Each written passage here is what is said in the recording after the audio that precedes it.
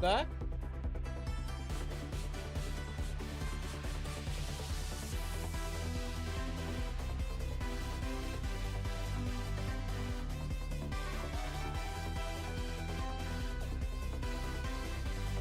What? We back chat? I have to fucking unplug and replug the camera. I think it somehow crashed. Did it work?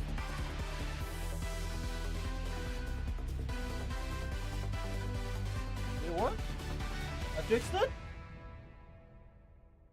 We back? I think we're back.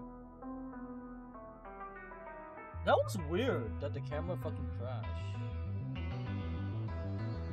I gotta relaunch 8 again.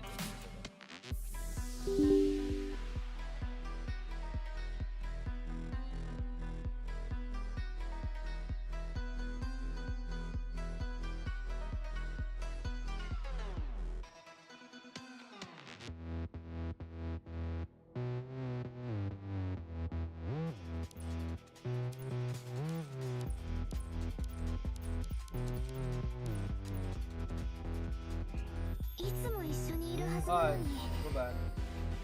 That was indeed weird.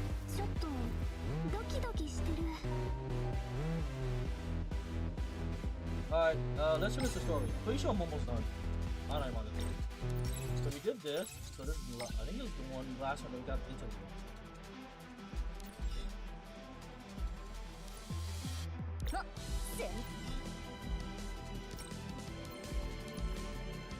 I don't want to. Let's do this shit. I don't know why it crashed. That was weird. その前にどうして前期ちゃんそんなのあと今変な怪物だからさっきまで女の子と一緒だったんだけどで私も追いかけてもうすぐそこまで気をつけてそいつは怖い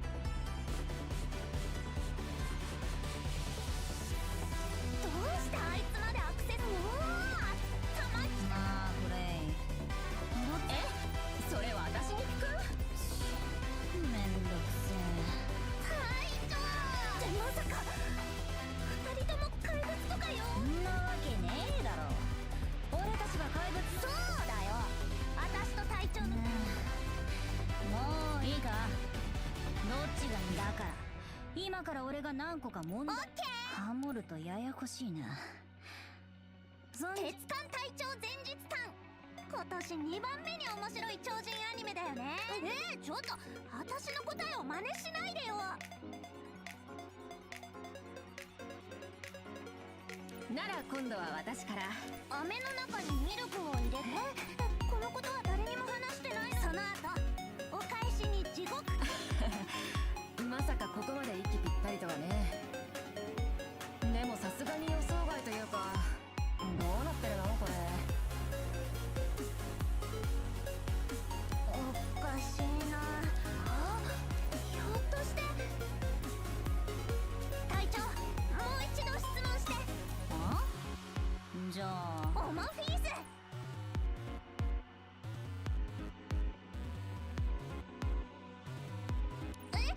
あれてかなんでみんな怖い顔私から記憶を盗もうだなんて思い出せなかっただけだし隊長ささなみよくやったどうやって記憶を読んだのかはともかく答えでもまさかこんな単純な人どうやら僕のイリュージョンに君たちは彼女の話術に魅了されたよHe's sus as fuck! ミョルニルが吠えてやる。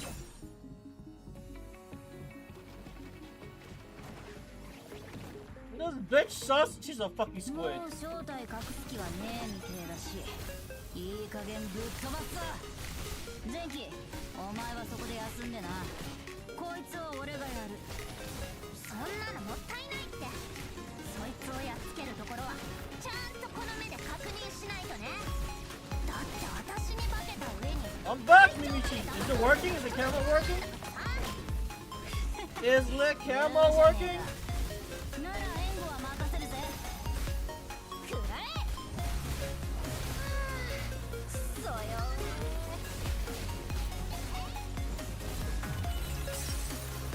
反撃の隙は与えねえ。しびれな。後悔しては遅えぞ。ぶっ飛べ。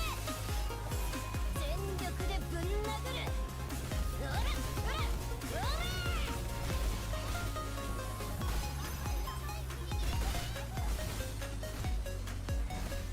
Yeah, I had to like unplug and replug. I don't know why. I think it was bugged for some reason. I don't know why it bugged out. A guy is pushing 40. Do I look 40 to you? Do I look 40 to you? What the fuck? I don't look 40.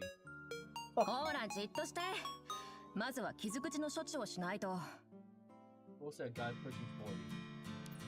レフコキラとの戦闘で負傷し。そんなに怖いやつだったの？ We'll say I look 40. でもさ。おお、よしよし。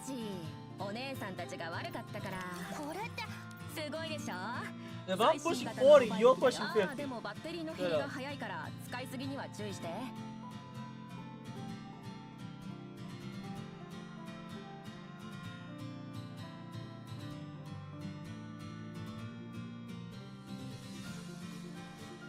That's right. That's right. I said it, Mimichi. I said it.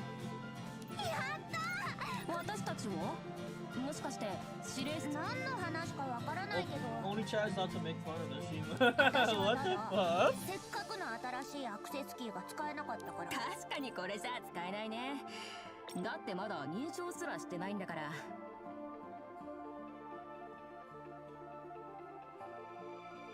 認証？アクセスキーって認証っていうのは分かりやすく言う持ち主だと認める。教えるとなるとちょっと難しいんだよね。シュって何？難しく考えんな。てめえの戦う意志とかそれもよくわかんないんだけど。で何がってさっきのやつに騙されたんだよ。っていうか私もしかしてここに来ちゃうの？そんなことね。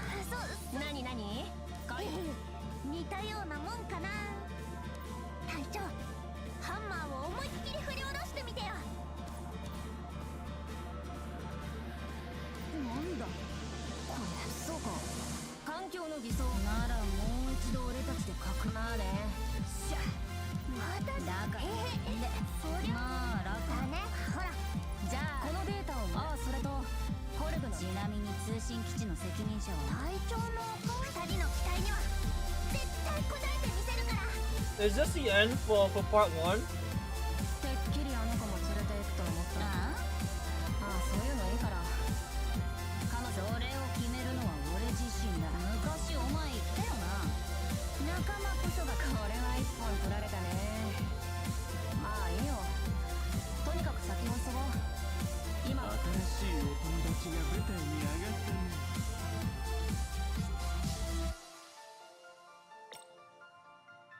Oh no, there's another one. I thought that was the last one because it's a written note. It's a written node. This is unless it's after story for part 2 later. 24 days. お嬢ちゃん、どこから来た？任務のために。エージェント？失礼しました。コルグの身分ってこの後は？何体かのまた数名の村人が脱出を試みましたが。なるほどね。村民への呼びかけでしたら。放送といえば。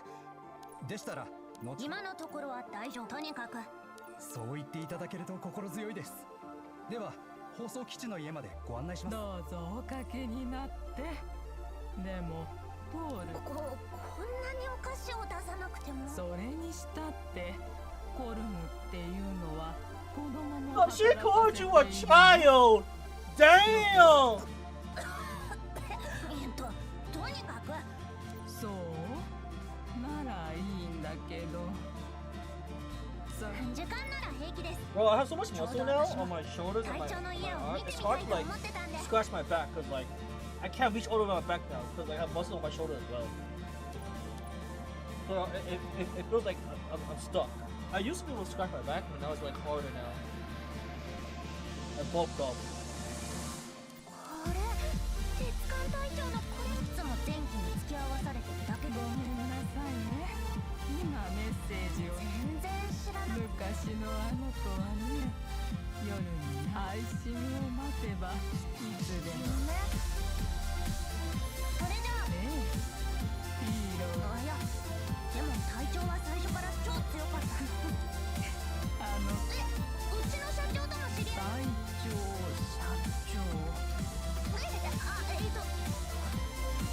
コルグって名乗ったのは、その方が警備の人も。コルグじゃないとなると、やっぱり。それはアニメの見過ぎ。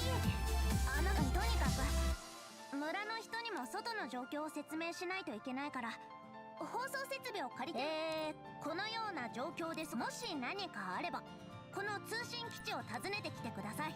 全然驚いてないみ Cartoons たい equals だ。 anime? No! 隊長から全部聞いてる。いいえ。 It's not the same も thing! し知っていたのなら、そんな危ない。ただトールちゃんは幼い頃から初めてあの子がうちに来た日だって。電化製品に触れる。みんな大慌てで村の発電機を落とし。確かに隊長って。そうなのよ。おまけにあの頃はまだ人。どんなそうね。あれは。でもあの子が拳を振り下ろすと、おまけにその頃のトールちゃん。なのにあの子次の週にはあんなにすごい天気。何かを成し遂げる力が憧れのヒーローのように。それで結局隊長はみんな。ええ、もちろんよ。それこそ最初は市場に荷物を送り。村の人が一気に隊長のせい。やっぱり生きるってね。確かにそうかも。だからさ。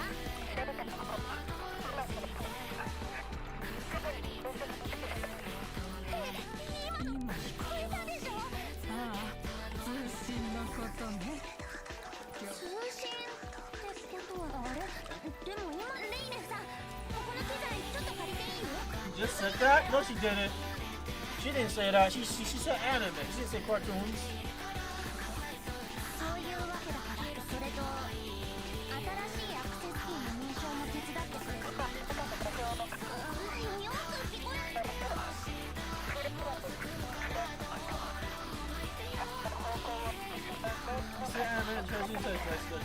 Yeah, they suck at translating. 嵐のせいかね。ブレーカーを見てくるわ。びっくりした。でも大丈夫。通信をつなぎ直すよ。ってまた足音か。私たち。Uh-oh. It's not over? I thought it was over.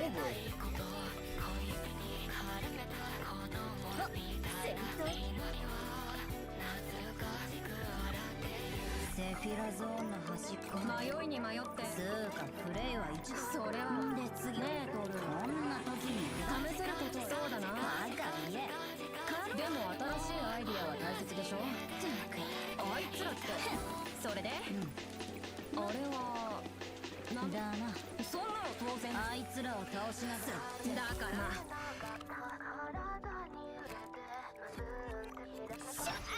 行くぞミョルニル。 Damn these localizations. Yup. Damn these localizations. やっと来たな。やっとっていきなり突っ込んでいったのはそっちなんだけど。けどこれで次にすべきことも見え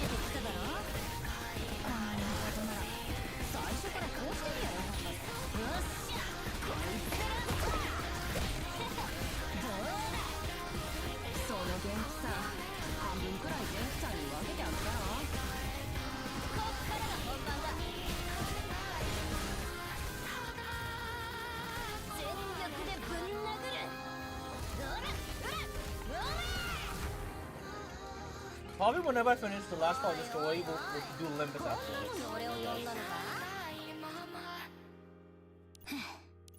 あらかた片付いてなんで私さっき決めた作戦力仕事はオッケーどうかいまあこういうの命をプレーができでもそれはあくまで過去の話 I'll think about 肝 it. 心なのはこの後の戦略だよさっきも言ったけどこれまでのやり方は通用しない君のパートナーがつまりいや私がもちろん君の力は頼りにしてるけどチームとして一緒に考えてほしいもっとストレートに言えば敵に突っ込むならチーム X ストーンだね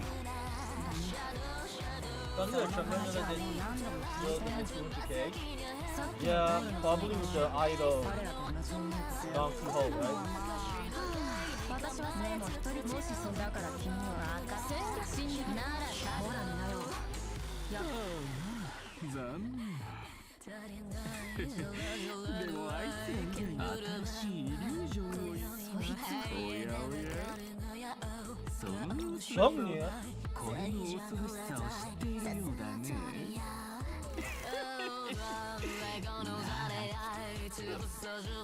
Wait, does he have Gumnia?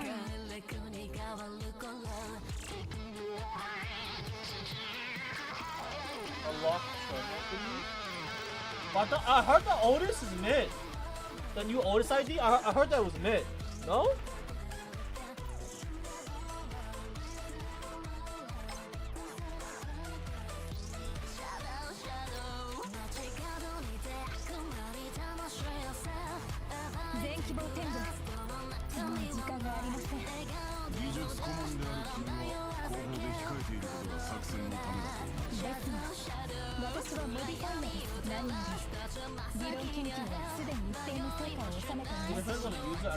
I don't even have her.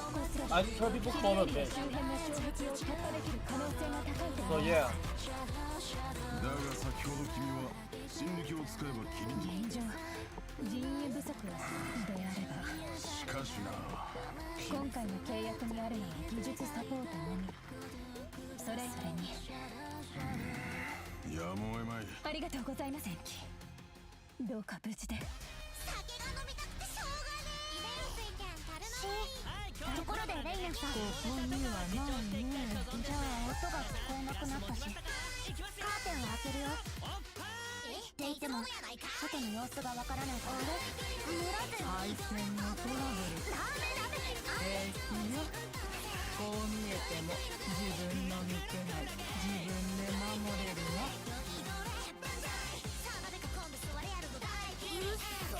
まさかそんな仕掛けとにかく私も行くわ Stop hitting nobody can believe this girl. Wow, about that. でももしものことがあったらとにかくレイネフさんは隠れててここは私が行ってくるから屋上にはパッと見おかしいところもないし君はそれがどういうわけか家中の電気がつかないそれこっちでも調査中なんだよあれさ屋上のアンテナあれ屋上ってことはもちろんさでも実際シグナルは全然安定しないしまさかやっぱりこれが原因か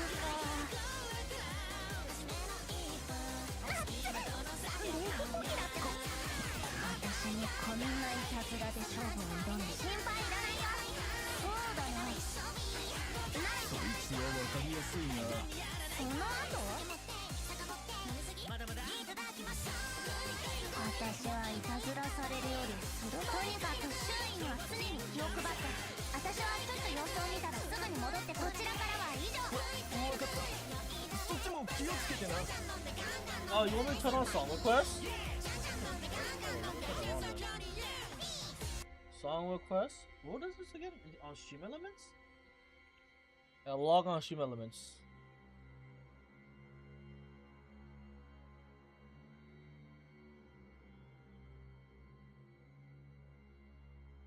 Song requests. Where is it? Oh, here we go. Media requests.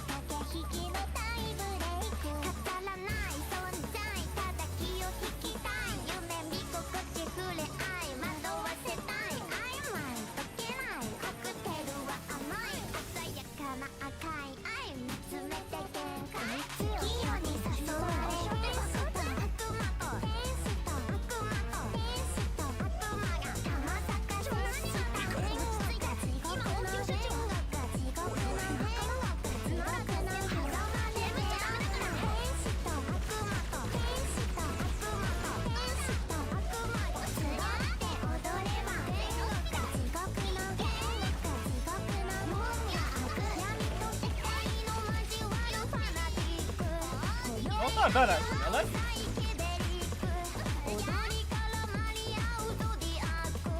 Actually, I like the song. It's actually not bad.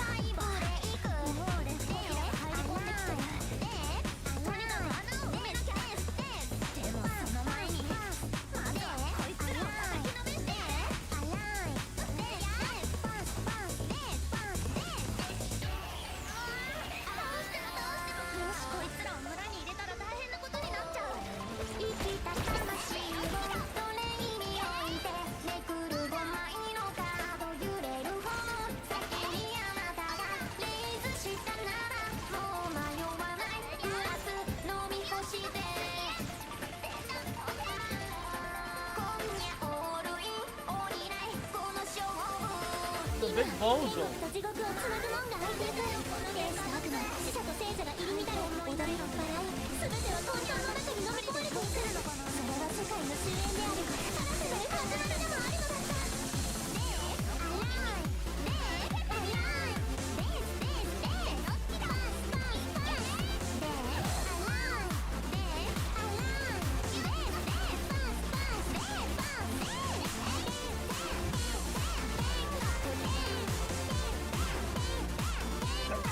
でもスナイパーファーのバカだね。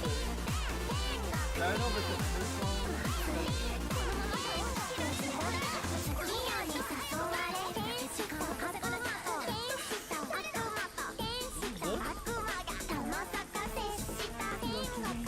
Who the fuck is this?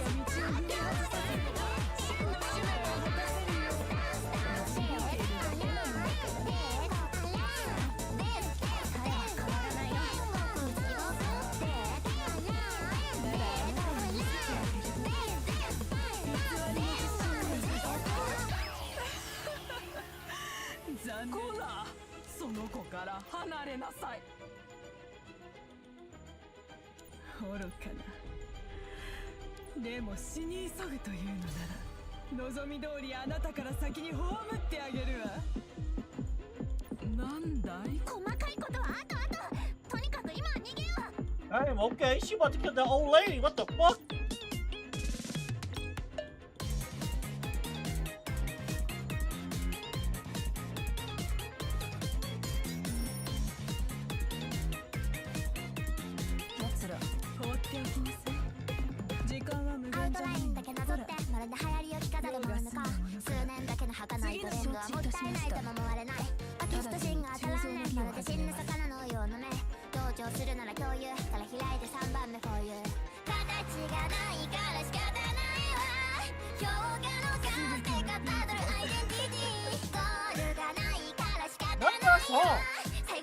I like the vibes.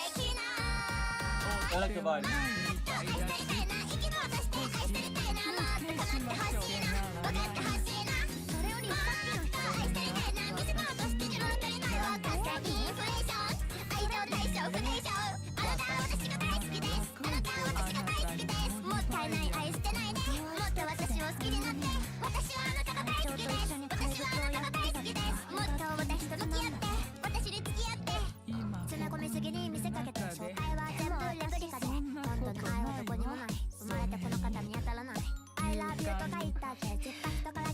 I know I have this name. Alright, calm down.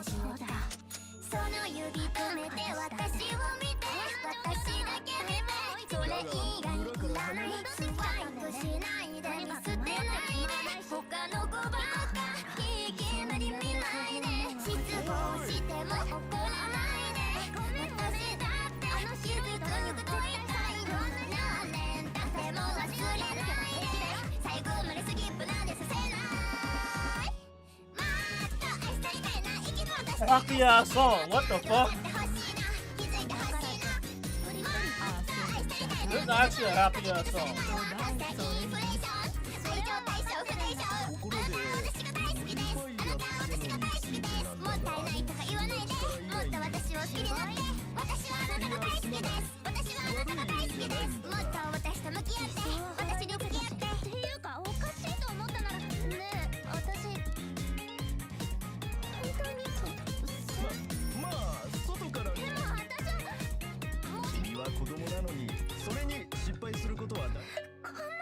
song is about being neglected. What the fuck's that?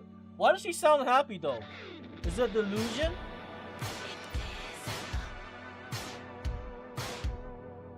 会いたいと思う子供ってみんなを助けるから私はどうして何もできないのこれ以上は終わりだって言っても分かっているこれは戦闘の内容度こんな私たった一回の失敗くらいそれにいいよ別にだからは村のみんなの言う通りにするしやっぱりこっちに来たんだ。次は今度はここまで無事に来た。いや、それと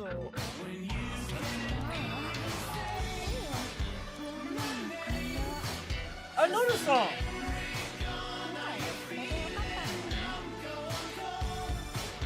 The classic.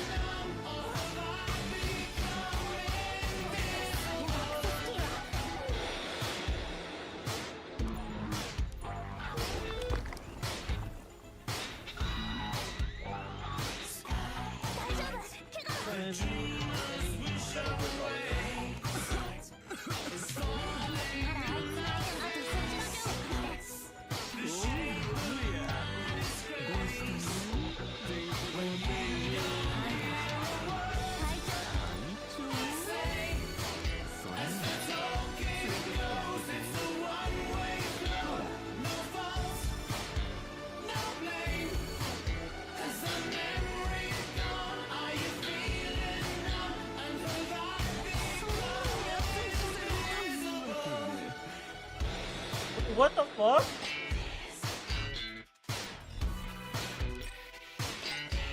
I guess it's playing her.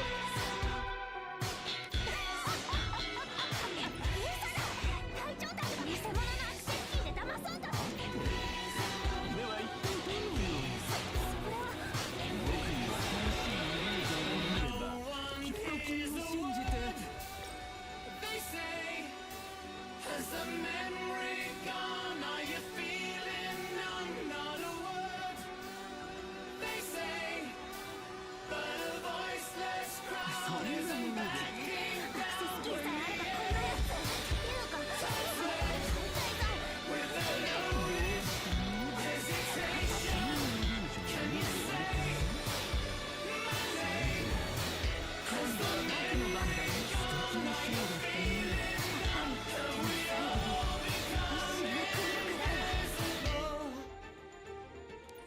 抵抗するだけ時間の無駄かどうかそれを決め最後の最後まで絶対に諦めたりしないよ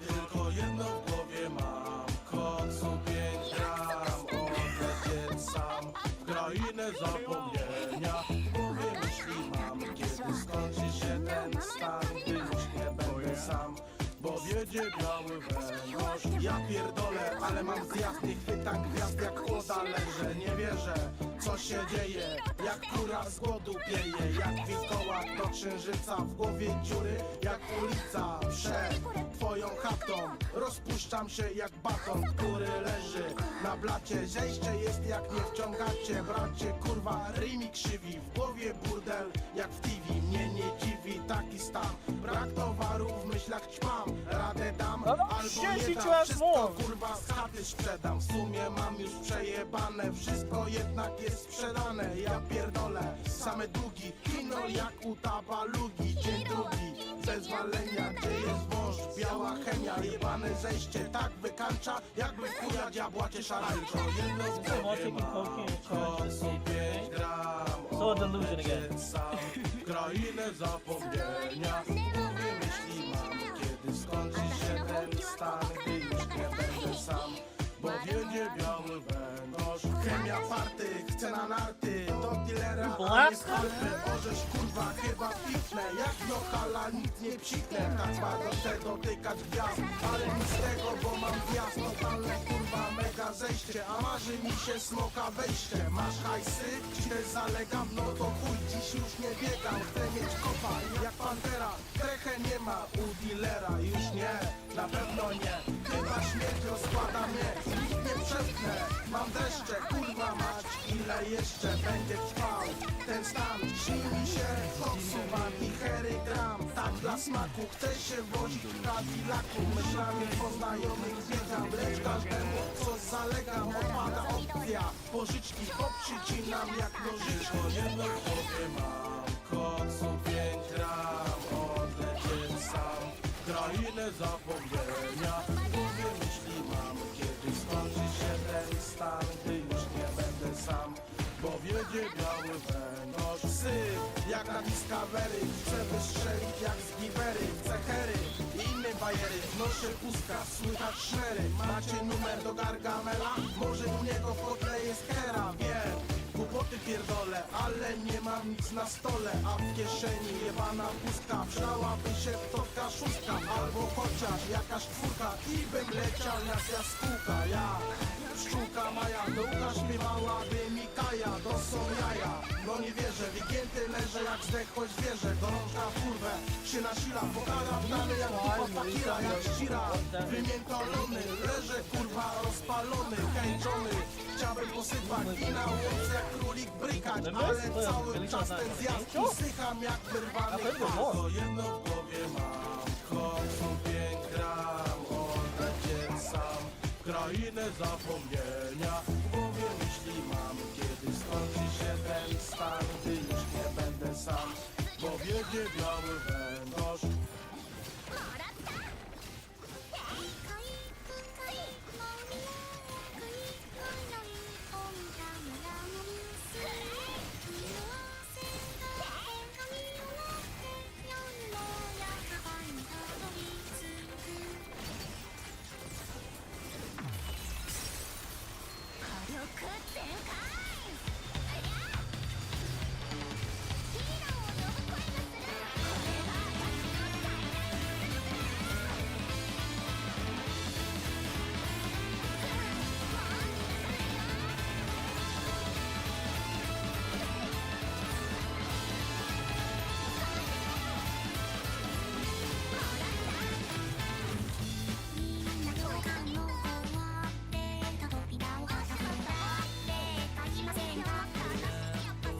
Oh, I like her. She's kind of fun.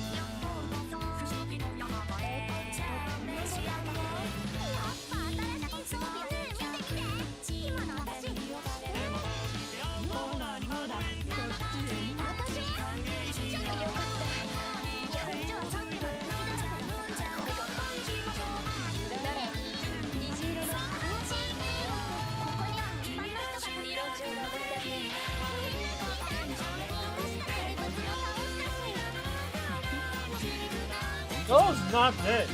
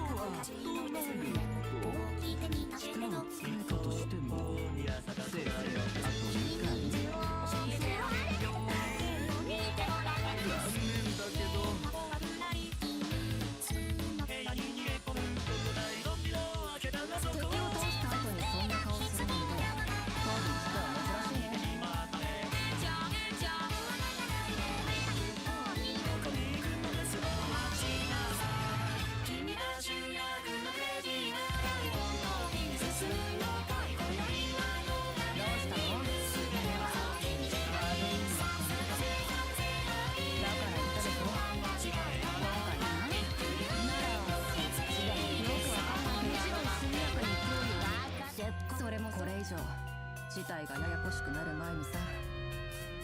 部長、予備部隊はすでに所定の位置につき、キリエリアの拡張を抑えています。各兵士が対応策を確実に理解できるように、それとモニバイア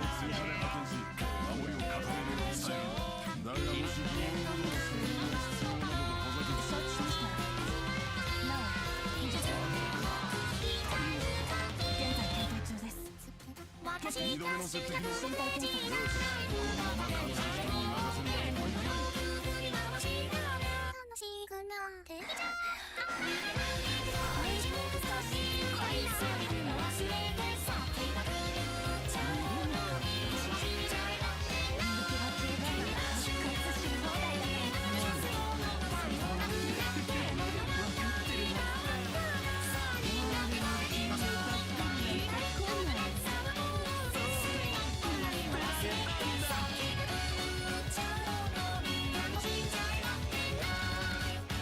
殴りを強いて Oh, we're done. Like actually, we gotta wait the 24 days for the next one.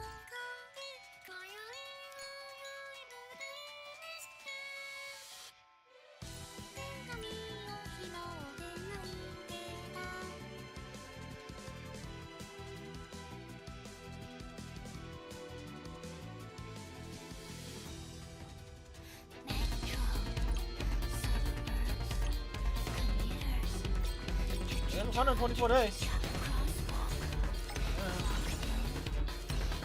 We're done for now. I guess we'll do some limits. What is life?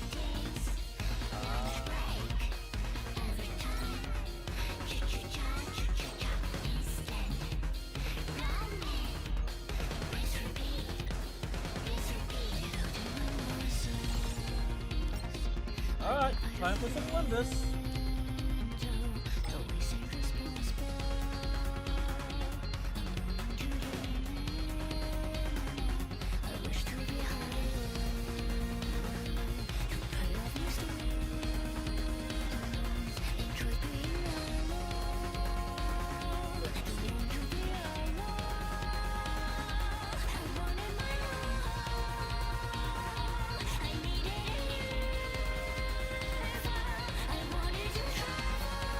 It's funny because Millie was playing as I'm starting to limit section.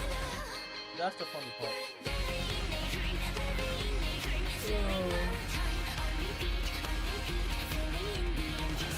This song is called what?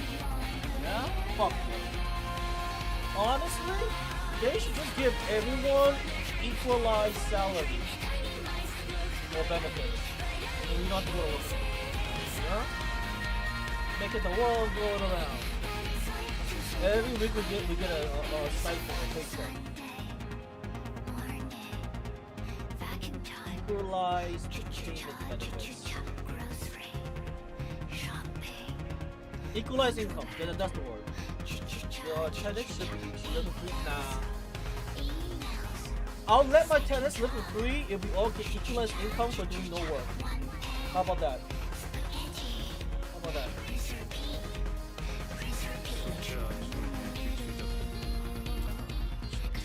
Universal equalized income. I want universal income. I want literally not having to work. I want universal income. If you want to live for free, I want universal income. That's a good trade-off. Is this banner yet? I'd skip this banner, by the way.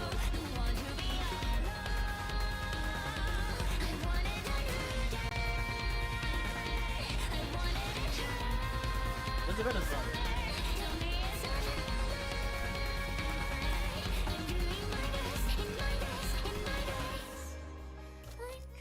Yeah, I bought most of it. Alright, we'll do Lux and then we'll do some MD. Yeah?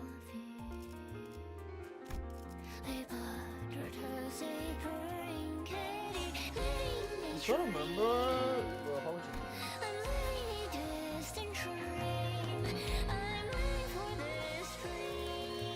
지휘를 받습니다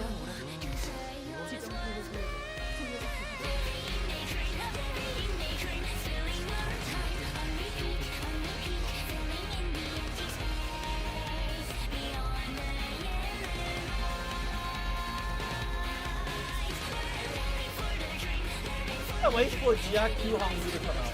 Straight up. I'm actually dead ass hyped. I'm so fucking hyped with GIQ Hangzhou.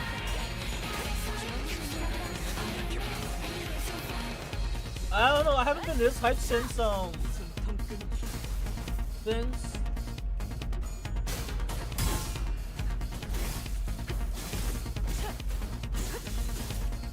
Heathcliff's cancel. I haven't been this hype since Heathcliff's cancel. When I saw who Heathcliff could become, I was hyped about that too. So I guess since Heathcliff. I don't know how long it's gonna take me. You don't understand. If he buffs the Heisho units, they're already crazy. Can you imagine them going even crazier? I was super hyped for Leihan Murasol though. Are we getting that? I don't remember that one. Man, I was hyped for Heathcliff's cancel, and then I was also hyped for Hanglu's cancel. So I'm actually excited. But look at this, these guys are already clapping really hard. Can you imagine clap even harder when Hanglu's in the party?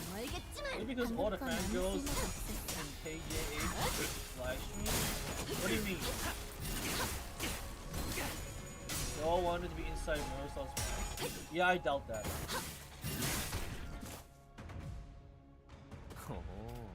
너네 분위기 완전 좋다. 무전기 너머로도 느껴져. 네, 이번 공격은 꽤 효과적일 것 같아요. 헤어내리.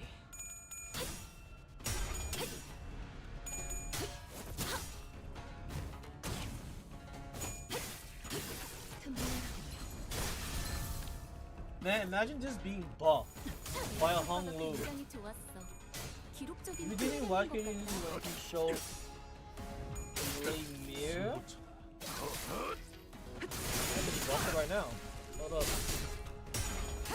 I can literally just watch it right now. Probably has a VOD. Find out. 움직임이 더 좋구나. Probably find out. Straight up. 개체에게 일격을 가하는데 성공했습니다. 샴페인을 let's 가져오기엔 see. 너무 이른 타이밍이긴 하겠지만 What is it? The search 이 term? 전투가 Windows company? 성공적으로 끝나면 모두의 희생을 기리며 축배를 드는 것도 나쁘지 않겠죠. 흑승 뜀박질 중. What is the official channel? Project Moon? Was it Project Moon official? Project... 효율적인 대처로 Yeah. 개체를 꿰뚫었습니다. 참고로 기계는 입에 발린 말도 쉽게 하지 않아요. He went to the restroom. Let's see. Did he take down the VOD? 개체에게 일격을 가하는데 성공했습니다. 샴페인을 가져오기엔 너무 이른 타이밍이긴 No, it's 하겠지만 right here. Was 이 this? Was 전투가 it this? 성공적으로 끝나면 모두의 희생을 기리며 축배를 드는 것도 나쁘지 Right here. 않겠죠. I don't see it.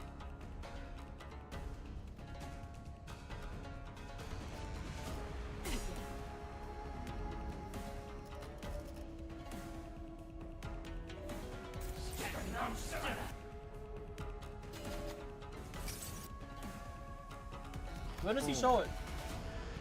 Where's the problem? This is gameplay? Oh, so he doesn't show it.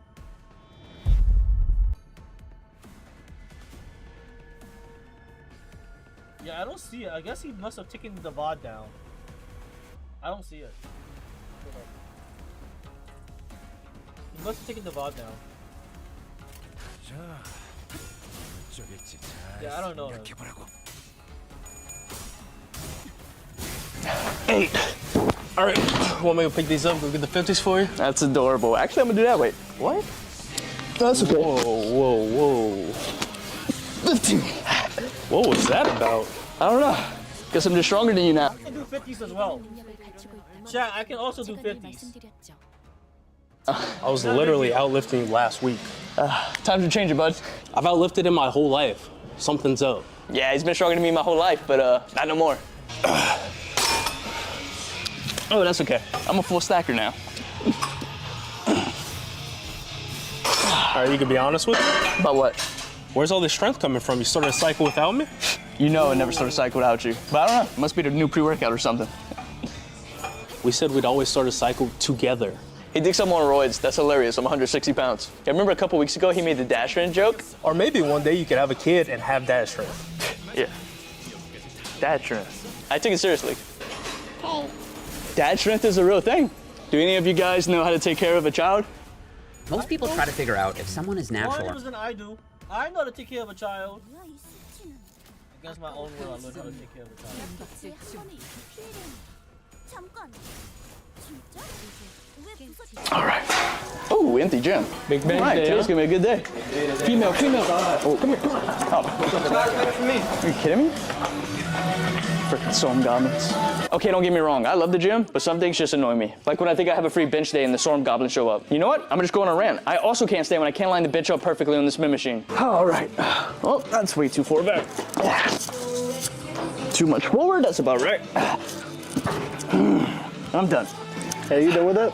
Yo! Yeah, have at it. Let me know if you figured Yo, I've done that before, unironically. I've actually done that before. it out. It's also annoying when your favorite machine in the gym is broken. Cool, they don't want to use it anyway. Out of order. What is this, a bathroom? Figure it out. Also, when people try talking to you while you're working out. Pretty annoying. You working out, dude? At the gym? Yeah, good guess. How much weight are you doing? A lot, I'm very strong. You listening to music too?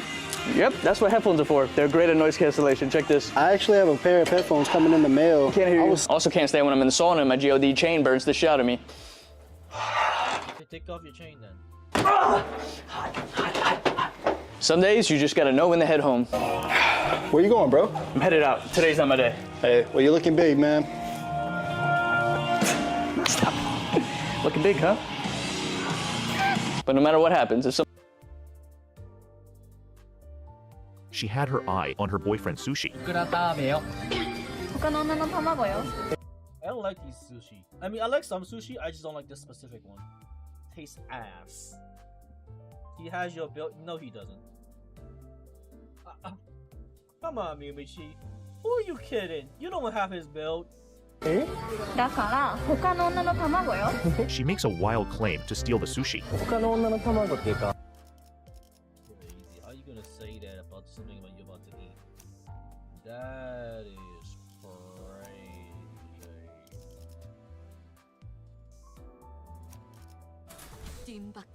魚の卵や。でも女やん。 Show me a picture, Mimichi. Show me a picture. 女っていうか、まあ、魚の女か。 And then ケイ君これ浮気になるで。これ浮気になるんや。うん。 she bans him from eating salmon roe. でも俺イクラが大好物なんよ。じゃあいいよ食べ。いやでも浮気になれないよ、食べ。 Why? ニン食べよ。兄さんもいいんや、食べて。うん。だってニン女やもん。ずるいな。これからいくらと飲むたびにニンが食べるな。うん、わかった。 But 兄ちゃん、こんなに食べれる？うん。ニン食べれる。 there was something she didn't know. いくらいっぱい頼んじゃったけどさ。大丈夫よ。俺が食べるよ。うん。浮気になるからニン食べるな。 Then a little later, 兄ちゃん、全然進んでないけどこれ食べれる？じゃあ俺が食べようか？うん。大丈夫。ニン頑張って食べる。ちなみにさ、めっちゃ来てるけど。 in the end, 食べて。よし。 That's cute. That's cute. That's cute. Honestly, that is kind of cute. That straight up is cute.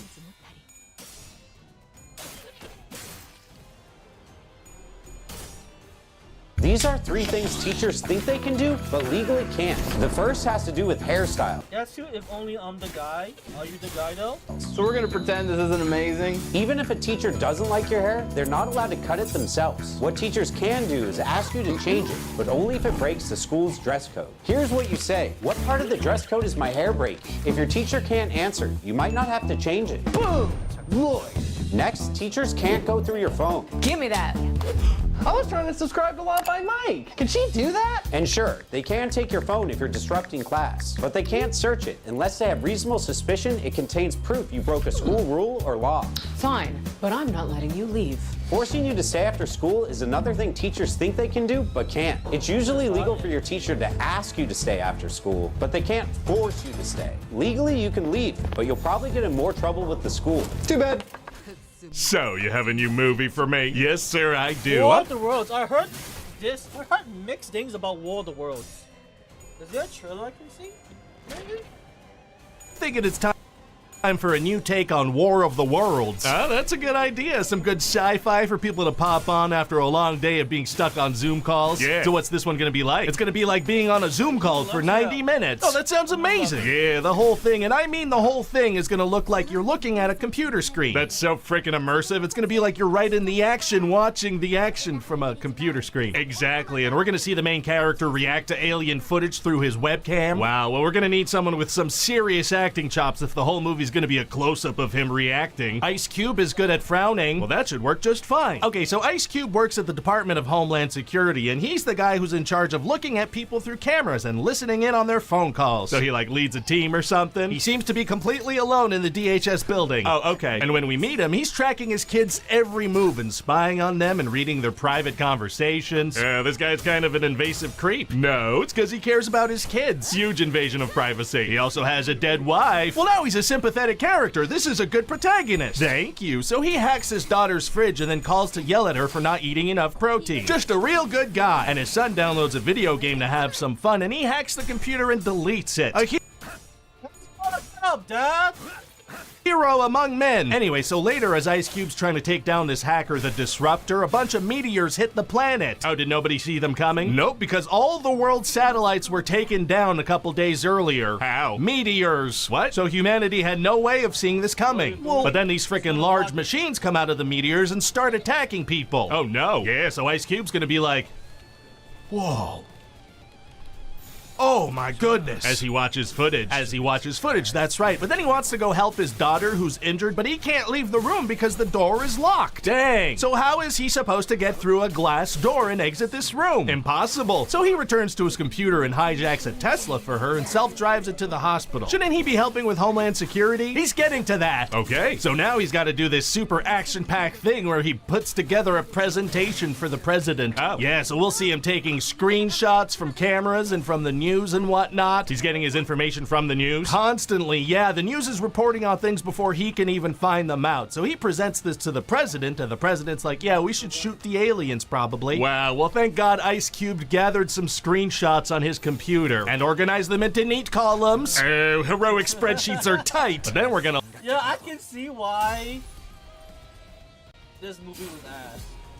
Learn that the aliens are actually here to eat our data. What does that mean? Data is their food. What does that mean? They think our data's so freaking tasty, so they start eating all of it. And as Ice Cube's looking at his dead wife's Facebook page, they eat that and it disappears in real time. Aliens eat Ice Cube's dead wife's Facebook page? How quickly can we put this movie into production? And they start eating everybody's data, and the military's data and the government's data, which means, well, freaking passenger airplanes fall to their deaths. The planes die. That's what we're gonna write on screen, yeah, and then obviously all military equipment and planes stop working, and tanks, no more tanks, because the data was eaten by aliens. Yeah, because how could a tank if it's data tanks? You're making a lot of sense, and I like that. So then Ice Cube's gonna find out that his son is the hacker he was looking for. How? Well, he like undoes the hacker's voice modifier and realizes it's his kid. He had never undone the voice modifier before, despite having that ability this entire time. Correct, and it turns out his son knows that the government started this surveillance operation called Goliath that they knew would attract aliens. Oh, they knew about the aliens' data diet. They sure did, but they wanted to see inside people's Amazon carts real bad. Understandable. So then Ice Cube confronts the director of Homeland Security about it. Oh, is he gonna beat him up? Well, no, he confronts him over Zoom. Remember, this is on a computer screen? Right, well, that's just as exciting and cinematic. You'd know it. So then this freaking guy locks him out of the DHS system. Whoa! So he has no choice but to join his son's hacker squad and upload a YouTube video exposing the whole thing. Oh, the aliens didn't eat YouTube yet? No, they ate Facebook. They did not eat YouTube yet. Well, fantastic. But now the government wants to destroy Washington, D.C. so they could cover up the Goliath and protect it with rubble, which is actually inside Ice Cube's building. How do they plan on bombing it? With bomber planes. I thought all the planes were down. Hey, shut up. So now Ice Cube teams up with his... Yo, this movie sounds ass. What the fuck? Son and his daughter to make a virus to take down the aliens. Oh, his daughter too? Yeah, she's a scientist and she made a cannibal virus that they're gonna combine with a computer virus, and that's gonna kill the aliens.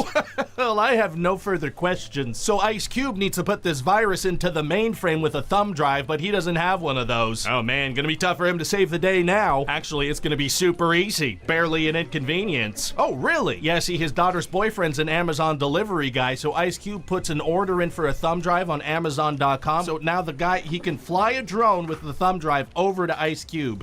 The Amazon product placement might be a little too subtle. Can we kick that up a bit? Way ahead of of you. At a certain point, the drone falls and they give a homeless guy a $1,000 Amazon gift card to go risk his life and flip it. Perfect. So now Ice Cube, who has finally figured out how to get past that pesky door, has to run to Goliath, and he encounters one of the alien tentacles and he kicks it and he's like, "Move, bitch, get out the way. I am going to spend real money on making this into a real movie." So then Ice Cube saves the day and he decides he's not gonna work for the government anymore. Instead, he's gonna keep an eye on them. Wow. This is such a lame ass movie. I'm sorry. What the fuck? What team should I use? Let's see. This has 69 points. I'm not using charge. No, I'm not using trouble. Blue is 92. Burn is 60. Poise is 94. Thinking is 87. I guess bleed because 92. 92 Starlight bonuses. Alright, okay.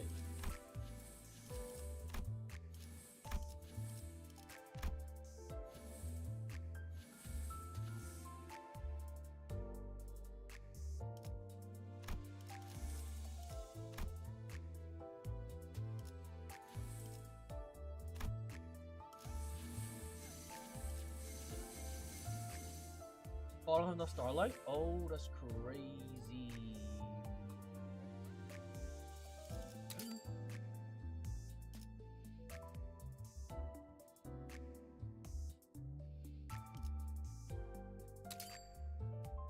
Okay. We're doing bleed, right? I like this new MD, not gonna lie. Because you can get like a lot of shit from the buffs. Wow, wow, wow, wow, wow. And then he gets the most valuable reward of all, like a medal or something. A tweet from Joe Rogan himself. They invited Joe Rogan to the movies? Let's see the...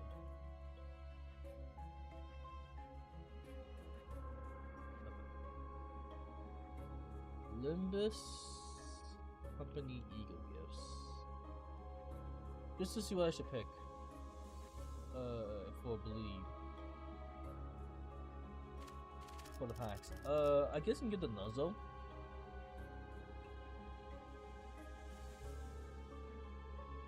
What else can I get? Just the Nuzzle?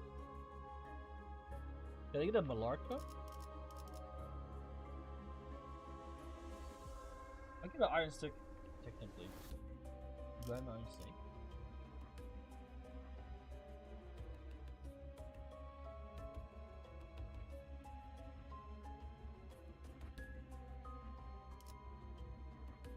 Either one will do, to be honest.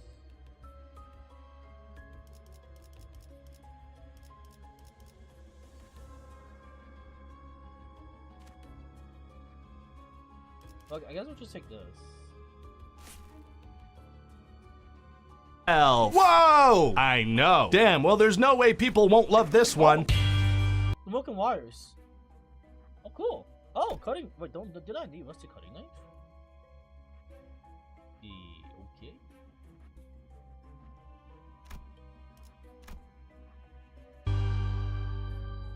New Primes video sci-fi dollar has just joined the 0% rotten. Damn! You got rid of 0%. Forgot to tell you. The Envylux now can be soloed and 2-turned by QHID and Eagle. Sounds fucking crazy, actually. Hi, this is Ryan George from The Thing You Just Watched. Please enjoy this slideshow from The Thing You... Hi everybody, it's me.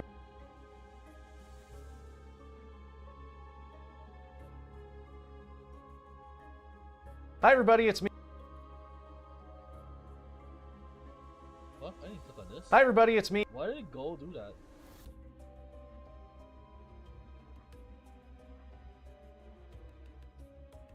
Did Jurassic World Rebirth came out?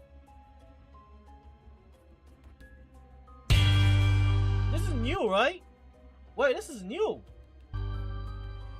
So, you have a new Jurassic movie for me? Yes, sir, I do. Oh, thank God. It's about time we give this franchise a soft reboot. It's been years since the last movie. Yeah, I mean, like 2. That's more than 1, and therefore my pluralization was warranted. It's time for some milkin'. And milk it we shall, sir. So get this, in this one, it turns out there was another dino island. Oh my god, how many islands do these dino folks have going? As many as we want. Beautiful. So what was going on this one? Well, there was a freaking secret lab where they were working on mutant dinosaurs. Why were they doing that? So we could have some new toys to sell. Ah, that's exactly the kind of research I love. And this one freaking lab guy drops a Snickers wrapper which gets sucked into a door vent, and you can imagine what that does. Kind of jams that one door, destroys the entire containment system, and sets all the dinos free. That's right. What? Why would that be the mechanism's reaction to something going in a vent? I don't know. Was this place built by the same people that built the Death Star? Sure, I don't care. Anyway, fast forward 17 years. What? Now it's 2027 in the movie. Correct. Okay, because in the real world I intend to have made 3 more of these by that year. Right, so now in the movie we're after the events of the last Jurassic World movie, and dinos have been like living amongst humans. Oh, we are, alright. But turns out dinosaurs can't really survive with us, so they either died or went down to the equator. Got it. And the dinosaurs that are still around, people don't care about them anymore. Why not? Because the novelty's worn off and there's too much going on in the world. We're going with the bored of dinosaurs thing again. People famously get tired of looking at wild creatures after the novelty wears off, sir. That's why there was only ever one zoo and it did not catch on. It's not accurate. So we're gonna meet this rich pharma guy, Krebs, and he wants to go to that secret island and get some DNA samples because he could use like dino blood to make heart disease cures or something. Okay. So he hires this operative lady, Zora, to bring him there, and this is all super secret and illegal what they're doing. So she's gonna help Mr. Krebs with his secret formula? Exactly. Is Plankton gonna try to steal it? Hey, respect that, please. What, did you install that sign? This is my office. So they also hire this paleontologist, Dr. Loomis, and they head down to the equator and meet up with an old friend of Zora's, Kincaid. Wait, where's the dinosaur food? And Kincaid's team is gonna be there too. Oh, there it is. So then we're gonna find out about Zora and Kincaid's sad backstories. They've got like dead kids and dead partners and divorces and stuff. How are we gonna find all that out? Well, as you know, the classic rule of screenwriting is show, don't tell. Sure. So I was thinking we just show them telling each other. Oh, smart. Anyway, so now what they have to do is get 3 blood samples, one from Big Water Dino, one from Big Air Dino, and one from Big Land Dino. Very exciting. So on the boat on the way to the island, they stop and rescue this family that got attacked on their boat by Big Water Dino. Why was the family out on a boat in dino water? So that Bro!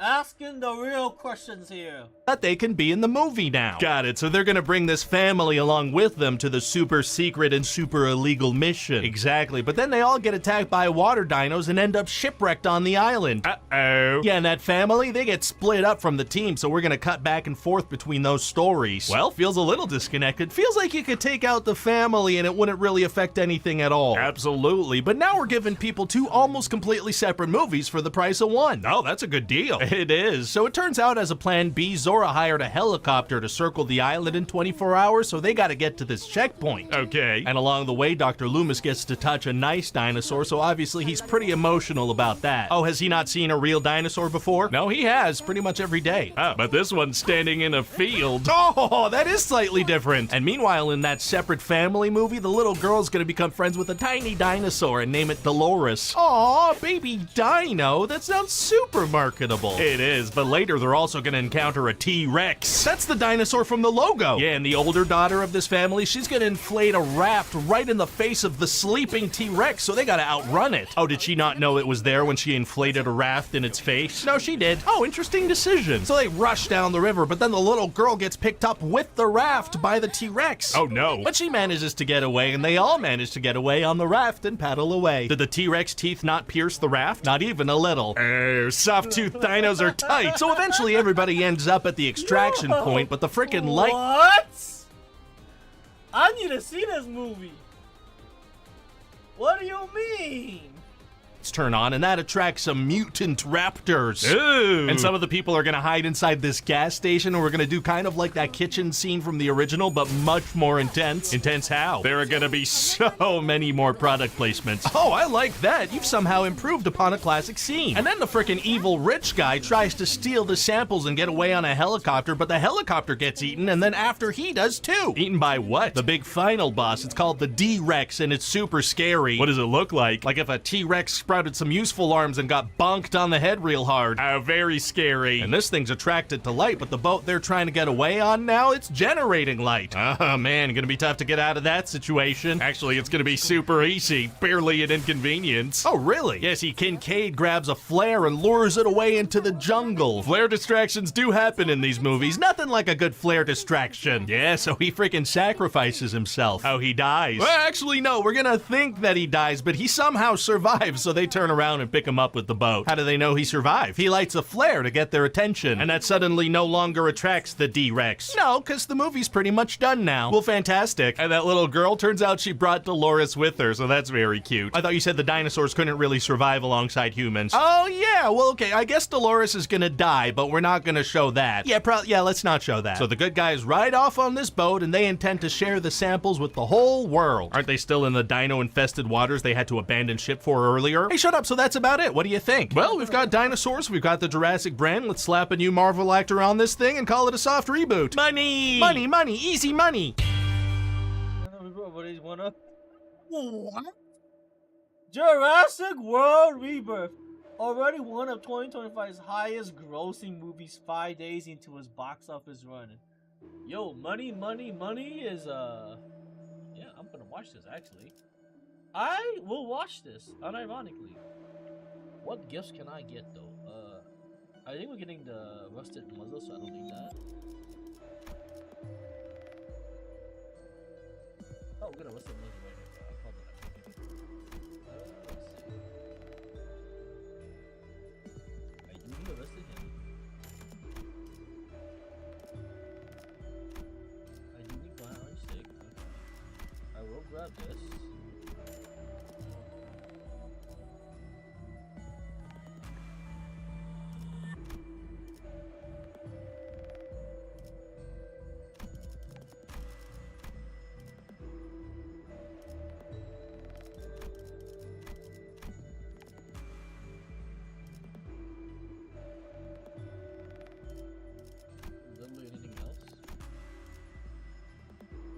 Got Malarca. So we let's see if I can use something. I need Arrested Hen and Malarca, right? And I just got that, so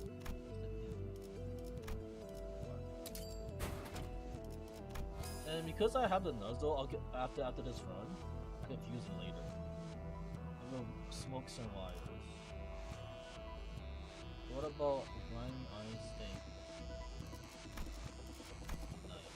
But I do need the jellyfish, the Rocha blood set, which they clip need to be. Can I make that?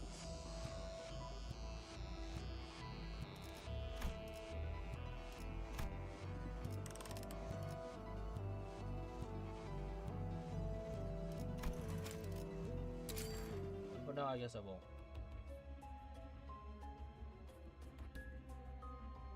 So, you got a new kids movie for me? Yes, sir, I do. I was thinking it's about time we make a Minecraft movie. Okay, I don't know if that's such a great idea. Trust me, sir, my kids are super into it. Okay, wow, well, what are we thinking, like Timothy Chalamet as young Adolf? Oh my god, no, Minecraft, the video game. Oh, thank god, okay, that makes a ton more sense. A Minecraft movie. Okay, so what do we call it? Oh, you're gonna like this, a Minecraft movie? Oh, that's good. Yeah, and I was thinking we get Jack Black in this thing. Jack Black in a video game adaptation, huh? Well, it worked well in the Super Mario Bros. Movie. That's the idea, and I was thinking we get Jason Momoa in this too, and they go into the Minecraft world. Jack Black going into a video game world with a DC superhero, huh? Well, it worked well in Jumanji. That's the idea. It's all been done and proven. Oh man, this is feeling so freaking safe. I love it. I feel so safe, it's like I'm nestled in my mother's bosom. We can go do that after this, sir. Together. What? And so Jack Black's character, his name is Steve. And what's his deal? He's Jack Black. Got it. He'll be great at that. And so he leaves the boring real world and goes into the Minecraft overworld and builds a bunch of cool stuff and befriends a dog named Dennis. Okay. But then he gets trapped in this place called the Nether. Getting trapped in the Nether regions is tight. Gross. Okay, and so this place is run by this big bad pig lady, Malgosha. That's a name. It is, and she wants this orb and crystal that Steve has because that would let her take control of the overworld, which would let her do that. That makes sense. So Steve sends Dennis back into the real world to hide this stuff, but then Jason Momoa finds it. And what's his character's deal? He used to be a famous gamer, but now he owns a failing video game store and he needs cash. Got it. And then there's this kid Henry who gets bullied for being creative, and his sister Natalie. And so Henry is the main character? I thought it was maybe Jack Black. Or is it Jason Momoa? Who's the main character? Everyone! Oh my god. And then there's a real estate agent slash mobile petting zoo owner, Dawn. What's her deal? She's gonna be in the movie too. Great, sure, okay. So they all end up in the Minecraft overworld too, and they're like, oh, hey. Oh, it sounds like it's somewhat interesting to them. It does seem mildly surprising to them. So now Malgosha knows that the orb and crystal are back in the Minecraft world, so she sends Steve to go get it by saying she's kidnapped Dennis. Okay. So then Steve meets the gang and helps them fight monsters, but the earth crystal's destroyed. Oh no, that means something, I assume. It means they need another one. I knew it. So now Steve is gonna be their Minecraft tutorial for the rest of the movie, and he's gonna do this a lot. Oh boy, that's classic Jack Black right there. It sure is, sir. Oh, and also this Minecraft villager is gonna go through the portal and go on a date with Henry's vice principal. Is that gonna have any effect on anything? None whatsoever, but we'll check in on that once in a while. Great. So back in the Minecraft world, we're doing all sorts of pop culture and Minecraft references, like one of the pigs is named Chungus. That's a thing I'm pretty sure kids say or something. And one of the characters is gonna say unalive. That's a thing that kids say online to bypass censorship and filters. Oh, is that why they say that? That's actually kind of dark.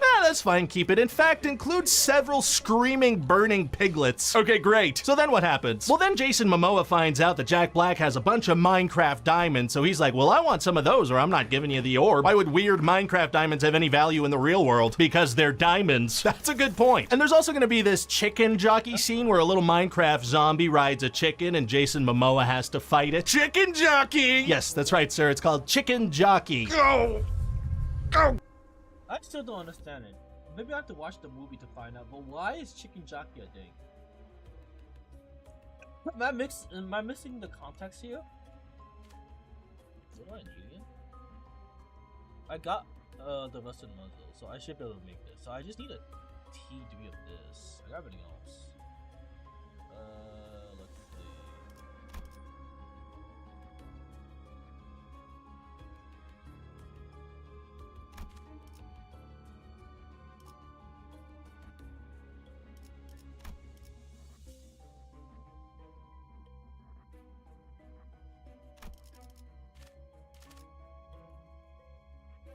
Well, 4-2. I guess we can yoink this. Fuck it. I'll take Hell Kitchen. God! What is happening? I suddenly have the urge to scream and throw things and destroy everything in this room. Okay, well, let's hope that doesn't happen with the audience. Yeah, no, that probably won't happen. Anyway, then there's gonna be a big battle on a bridge, and Jason Momoa is gonna sacrifice himself in a huge explosion. Oh my god, so he dies? He sure does, sir. Wow, this movie's pretty high stakes. It sure is, and they lose the orb to Malgosha. Oh no. So now Jack Black and the remaining crew, they craft a bunch of weapons and build an army to fight the piglin attack. Oh, wow, wow, wow. Wow, and there's a big old fight and Jason Momoa swoops in to help. He survived that huge explosion? Yep, no further questions. Thank God, so they beat the bad guys using Minecraft crap and saved the day. Amazing. And they were able to work together because they're all best friends now. Wait, how'd they become best friends? Well, they've all been in the same movie together. That is how friendship works, okay, right. So they head back to the normal world and save Jason Momoa's store and everything's great. Was it hard for them to save the store? Actually, it was super easy. Barely an inconvenience. Oh, really? Yeah, see, the gang gets together and they create a successful video game, and then they also start doing live music at the store, so that gets super popular. Video games and live music are two famously safe and reliable business ventures, so that makes total sense to me. Great, and so that's about it. What do you think? Well, it's a very popular kids thing that I have a very limited understanding of, and that's a winning formula, and it can't fail. You're damn right, sir. Makes me want to adapt a bunch of kids crap I don't fully understand. And adapt we will, till there's nothing left. Michael Bay developing Scooby's Full Adventure. Oh, I remember this one. Don't Cruise told me about this one. Hi, this is Ryan George from The Thing You Just Watched. Please. That one's a bit of it. 이제야 회사가 정상으로 돌아갔네. The still blowing wind. 이번 제압은 끝이야. Oh, cause it's 너희들도 cold out. 티페리트. That's why. 언젠가 우리도 It's actually 67 degrees out. Yo, it's actually cold outside. Fair enough, fair enough.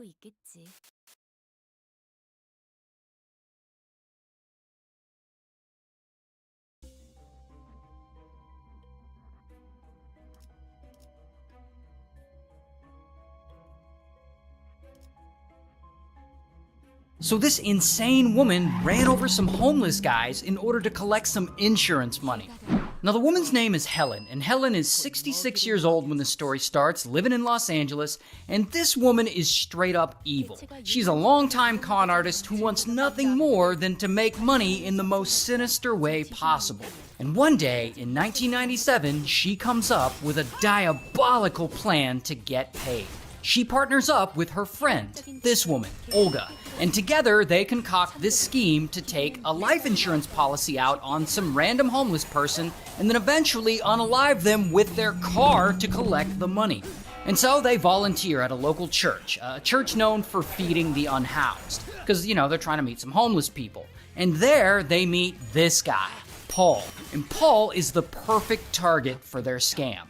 And so Helen and Olga, they befriend Paul, and they pretend that they want to help him out. And they get him set up with an apartment, and they help him pay his rent and some of his bills. And Helen and Olga are able to pay for all this because they already have some money. They're not poor. And so it seems like they aren't pulling this insurance scam only for the money. It's like they're partly doing it for the thrill. But anyway, while Paul is under their care, they get a rubber stamp made of his signature. That way they can sign papers for him without him ever knowing that they did. And so signing papers is exactly what they do. They take out a bunch of life insurance policies in Paul's name, and of course, they name themselves as the beneficiaries. Now, this is a long con, and they can't take out life insurance on someone and then immediately unalive them. That would look way too suspicious. So instead, they wait. And 2 years go by. And it's now 1999. And finally, they're ready to unalive poor Yeah, they waited for 2 years to do this shit? That's crazy. Paul. And so one night, they give Paul something, sedatives or alcohol, we don't know, but something that makes him pass out. Then they take him to a secluded back alley where no one is around, and they place him on the ground. Then they get in their car, and they start it up, and boom, they run over him. That's how they kill him. And so after that, they leave him there. And sometime later, police find him in the alley, unalived, and the whole thing looks like a hit and run. So I guess they just rule it a hit and run. And he's homeless, so there's no family there to even challenge this narrative. So then, of course, after this ruling, none of the insurance companies suspect anything nefarious happened. And they all end up paying out Helen and Olga around $600,000. And this is great money for them. However, they seem to think that they can actually get more. And so they try again. They actually try a few more times. And one of those times, Olga spots this unhoused looking guy on the street, and she approaches him and she's like, "Hi, are you homeless?" And I guess the guy's like, "Yeah." And she tells him that she works with an agency that can set him up with money and a place to live. And so this dude's like, "All right." And soon, she's having him fill out paperwork. And this paperwork is asking him all kinds of questions, and bro, he doesn't really like this. It feels very intrusive to him. And as they file an insurance policy on him for $800,000, suddenly this dude is like, "Nah, this is all weird." And he freaks out and he declines all their help. So this guy's lucky, he gets away. But Helen and Olga aren't done. This seems to only make them want to pull this con off even more. But this time, they're gonna try and get more money. A lot more money. So in 2002, they decide to try again. They go back to that same church they went to the first time. And there, they meet this homeless guy. His name's Kenneth. And of course, they run their same old scam with him. They approach him and they say that they can set him up with money and a place to live. And soon enough, he starts trusting them. And they move him into an apartment and they start paying his bills. Now, Kenneth, he's a former screenwriter with some severe mental health issues. And allegedly, Helen and Olga lure him in with some kind of screenwriting deal or promises of a screenwriting deal because Kenneth believes he's working for their production company, writing on some sort of TV or film project. I don't know, it's whatever lie they told this poor guy. And so they get him to agree to fill out a life insurance policy as an act of good faith. They also get another rubber stamp, this time of Kenneth's signature. And using this, they take out a total of 18 life insurance policies on this guy, worth around $5 million. Jesus. That is actually absurd. That's like vampires feeding on the villagers. Long Kong though, Long Kong. What's the steak?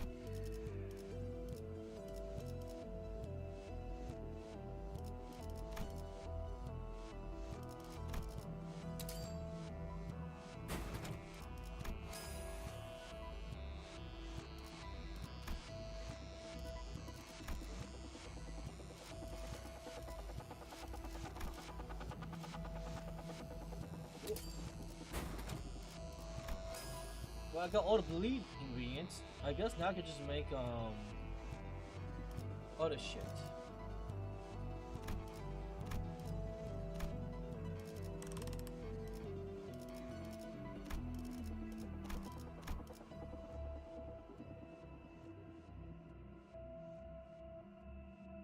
I don't know. The chiefs are confused.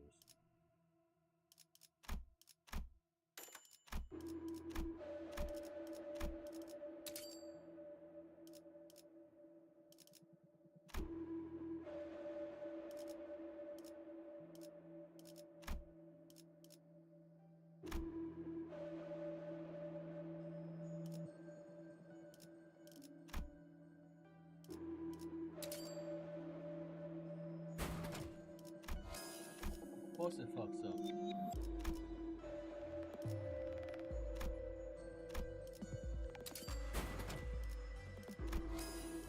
Bro, come on. Be for real right now. Thank you. I still want to get sinking, but And so after that, they wait a while so that these policies can settle and, so that they don't look suspicious. And then, finally, one day, they're ready to unalive Kenneth. So one night, they get him really high on sedatives and alcohol, just like they did with Paul. Then, they put him in their car, and they drive him to a secluded back alley, and they push him out. And I guess he's just like lying there on the ground, and they put his bike next to him, because I guess he has a bike. And they stage it to make it look like he was in the alley fixing his bike, when some random driver just came along and accidentally hit him. So then they get back in their car and boom, they run him over. Twice. And this, of course, unfortunately, unalives him. And so their devious plan worked again. He's gone. And all these ladies have to do now is wait for their insurance money. So it looks like they've now gotten away with this scam a second time. Until... Here's the thing about all this. Helen and Olga, they took out a lot of insurance policies on their victim this time, apparently 18 total.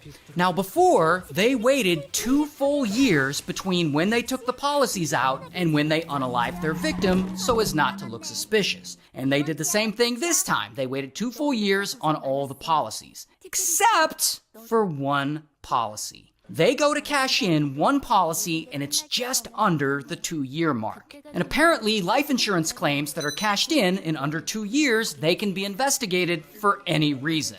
And that is where this guy steps in. We'll just call him Agent. An agent, he works for the insurance company, and he opens an investigation into all this. And so Agent, he starts looking into it, and he notices that some of these things aren't adding up. Like the bike tire Kenneth was allegedly fixing wasn't actually flat. So why was he fixing it? Plus, there's oil all over all his clothes, like someone drove over him slowly rather than crashing into him and knocking him to the side, like, what you would suspect would normally happen. Just little stuff like that. And so Agent reaches out to Helen and Olga, and he tries to set up a meeting with them, but they won't talk to him at all. I mean, they're acting real shady. And so Agent, he starts realizing that this claim of theirs, it isn't real.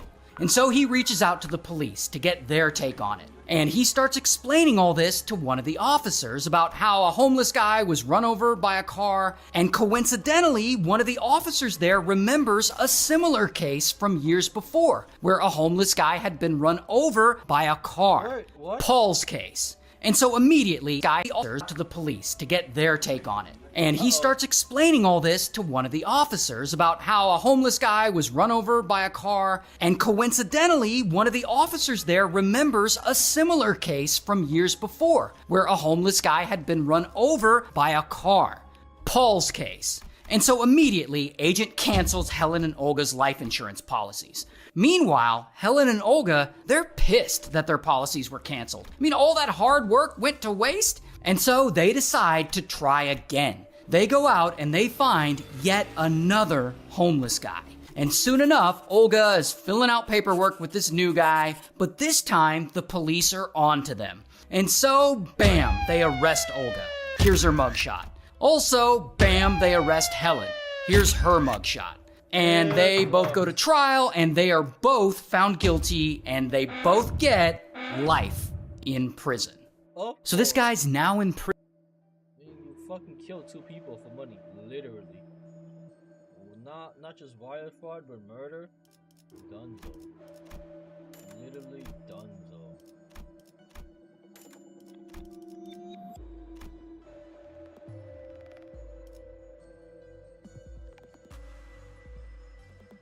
Yeah, I'm falling asleep. He's sinking.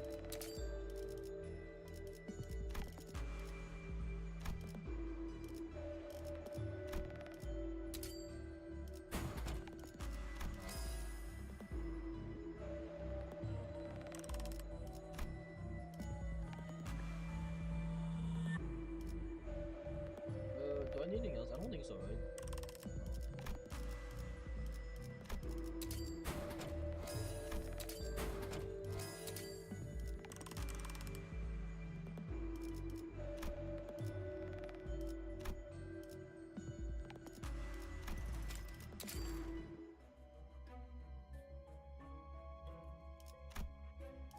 Well, I am actually falling asleep because I'm tired.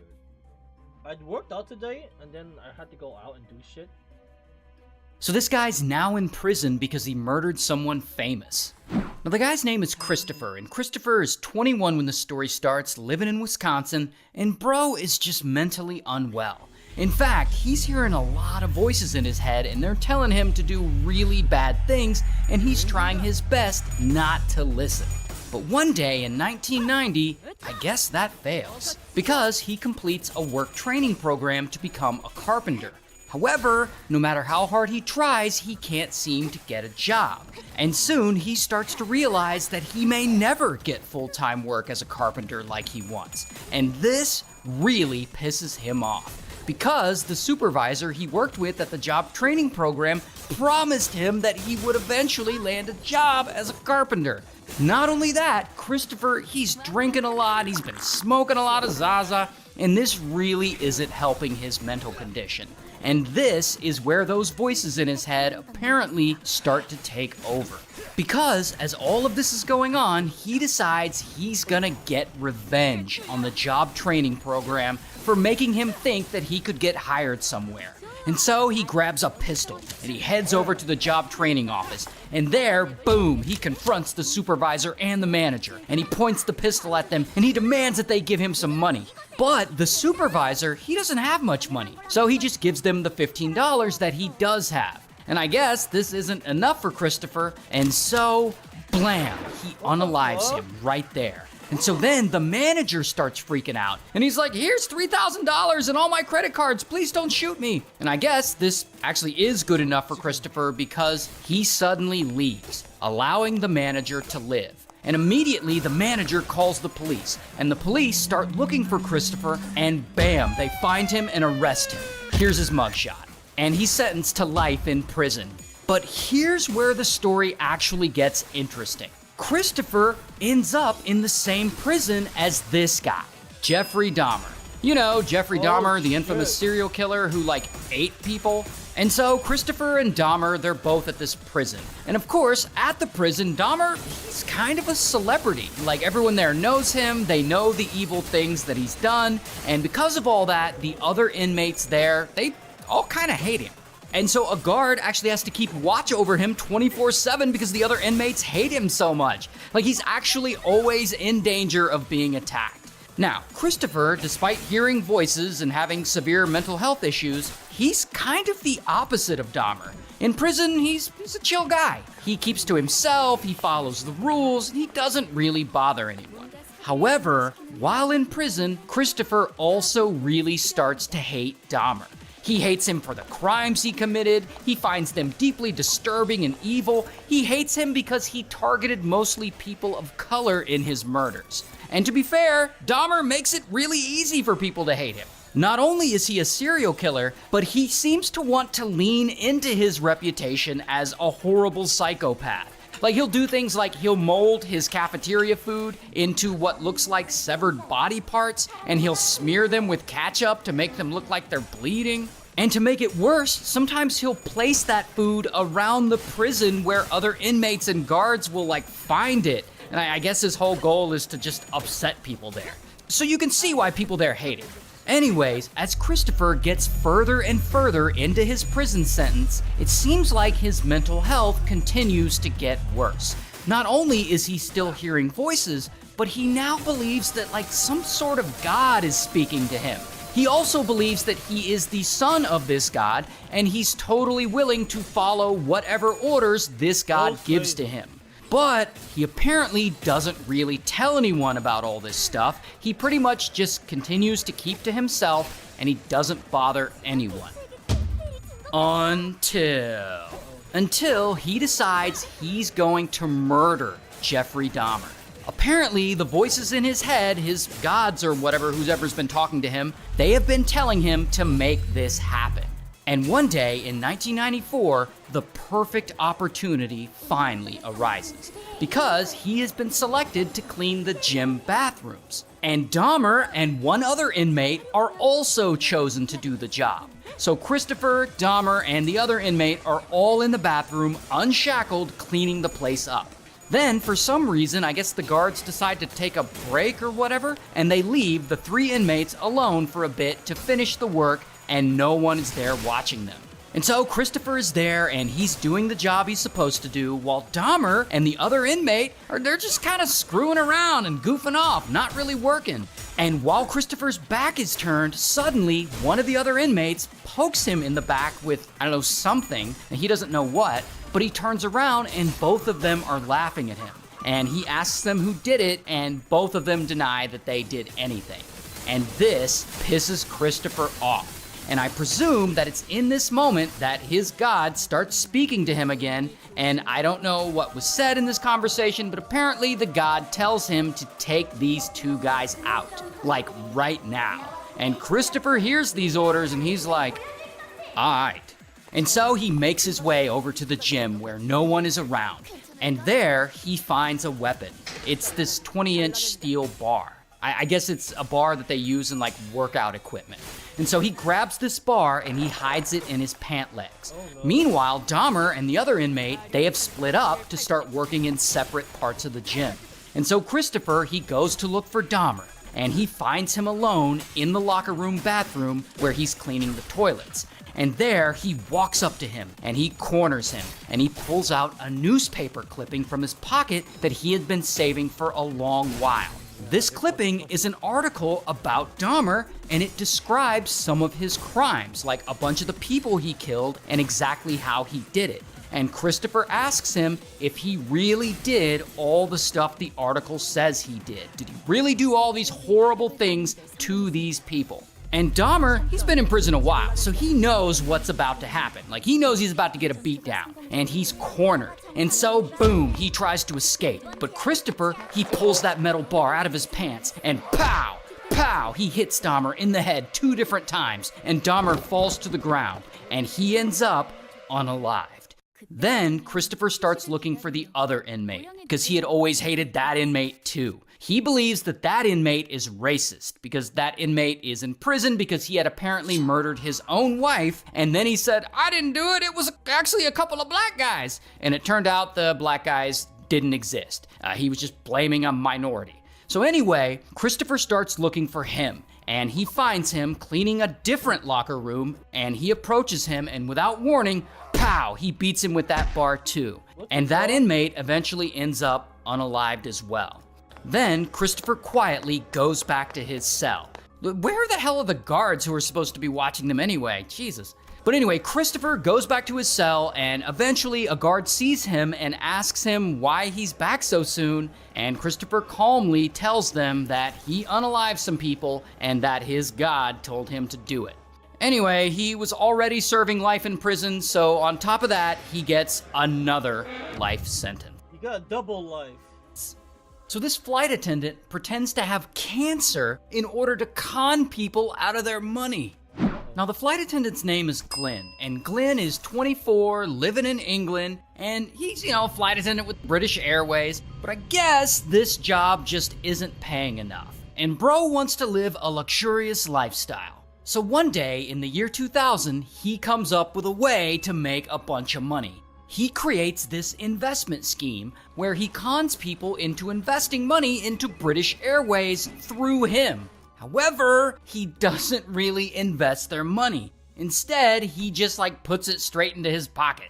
And he cons a bunch of people he knows this way, and he makes a ton of money. And he spends it, mostly on traveling around. He takes his friends on nice vacations. He goes to the Bahamas. He goes to Portugal. He goes to Paris a bunch of times. Now, that's great for him and all, but when you con people into investing their money, eventually they're gonna want a return on that investment, and they're gonna come asking you about it. And Glenn obviously isn't gonna have that money because he spent it all. So when those people start calling, he's gotta come up with a new plan. And this time, he plans to pretend that he suddenly has a severe brain tumor, and that he's dying. Not only that, but that he needs people to donate money to him so that he can get treatment. And so he gets to work on this terrible plan, and he starts researching and he's reading up about brain tumors in medical textbooks, and he shaves his head so that he looks the part. And once he's all ready to go, he quits his job at British Airways and he tells them he has cancer, and he starts announcing it to everyone he knows. He's like, I have a serious brain tumor. And not just that, he pretends he's having seizures, and he puts fake blood on himself sometimes to really sell the idea that he's sick. And of course, his friends and family, they're all devastated, and they're not just gonna let him suffer with no treatment, so they start donating all this money to him. And he even goes as far as to start doing raffles and fundraising events so that he can raise even more money for his fake tumor. Now, what is this con man doing with all this money? Same thing he was doing before. He's spending it on himself. He's taking a bunch of nice vacations to a bunch of places where he's pretending to get treatment. So I guess he's I gotta go get cancer treatment on the beach in the Bahamas. And I guess people believe him. And so he's traveling around to Florida and Denver and Las Vegas and Australia, and he's having a great time. Not only that, he's so arrogant about all this that he's even taking friends with him on these trips, but he's such a con man that they don't even know that he's not really there getting treatment. So over the next 14 months, he takes 11 vacations, which is almost one big vacation a month. And he's also setting up businesses on the side, including a hair salon and some kind of business that gives out loans. But then, at one point in 2001, this con starts to fall apart because he's trying to set up one of these fundraising events for himself at this social club. And so he's at this social club and he's telling the staff this sob story about his medical condition, and he's talking and he mentions that he had 2 chemotherapy sessions in one day, which anyone familiar with chemo knows that that's just not a thing. And so some people on this staff, they start thinking, I think this guy might be full of shit. And so they start looking into his credentials, and he had apparently given them a letter from a doctor proving that he has brain cancer, but of course this letter is actually fake, and the doctor doesn't exist. While one of the other people he's trying to talk to about this event is a woman who he wants to host it for him. And he's telling her his sob story, and for some stupid reason, he ends up telling her this weird lie that British Airways has a jet on 24-hour standby for me to fly to get experimental treatment whenever I need it. Now, along with working at the social club, this woman also happens to work for British Airways. And she's like, yeah, that sounds like a bunch of bullshit. And so this woman goes to her bosses at the social club, and she tells them that Glenn is a fraud and that this is all a scam. And so they call the police, and the next day, bam, Glenn gets arrested. And he gets sent to prison, and now we'll never hear from him again, and he'll never commit another crime ever again. Until... No. This all gets much worse. Because after a few years in prison, he finally gets out. And it's now 2006, and he's probably 30 years old at this point. and Glenn is having money problems again. And so he gets on the internet and he starts cruising through gay chat dating websites. He's looking for someone to con. And he's gay, by the way. And eventually he meets this guy, who we'll call McDonald. And Glenn and McDonald, they start chatting and they hit it off, and McDonald thinks he is fine. And they start planning to meet up. Here's the thing about McDonald, though. McDonald is actually married to a woman, and they have 3 kids together. So he's actually in the closet and he's hiding his real sexuality from his wife. And one day, McDonald, he's on the phone with Glenn and they're chatting. And McDonald's wife, she overhears him planning a romantic weekend getaway with this guy that she doesn't know. And so she gets pissed and she's like, "What are you doing?" And he's like, "I'm gay." I actually don't know what he really said to her, but I do know that she gets extremely pissed off at him and she leaves him. And so now McDonald, he's free to go live the lifestyle that he actually wants to live. And so he moves out of their home and he moves all the way to Wales to go live with Glenn, the con artist. And you know, things are going pretty well for them for a while. And Glenn is somehow spending all sorts of money on McDonald. No idea how he got that money, probably conned someone. But that doesn't last long, because pretty quickly, Glenn runs out of money. And McDonald ends up being the one paying for everything and spending all his money on Glenn. And I guess behind his back, Glenn ends up figuring out a way to scam McDonald out of a bunch of his money. Because one day, Glenn is out trying to buy some stuff, and boom, his card is suddenly declined. And so he checks and he finds that his account has been completely emptied. And he's like, "What the fuck?" And of course, he suspects Glenn, because, you know, that's the only person it could have been. Meanwhile, Glenn, he probably knows that McDonald suspects that he stole from him. Because here is where shit gets really dark. One day, Glenn gets online and he starts looking for ways to unalive someone. And eventually, he comes up with a plan to unalive McDonald. First, he gets him to come along with him on a little road trip to visit some relatives. Then he pretends to get them lost so that they're in the middle of nowhere and they have to stay at this cheap hotel.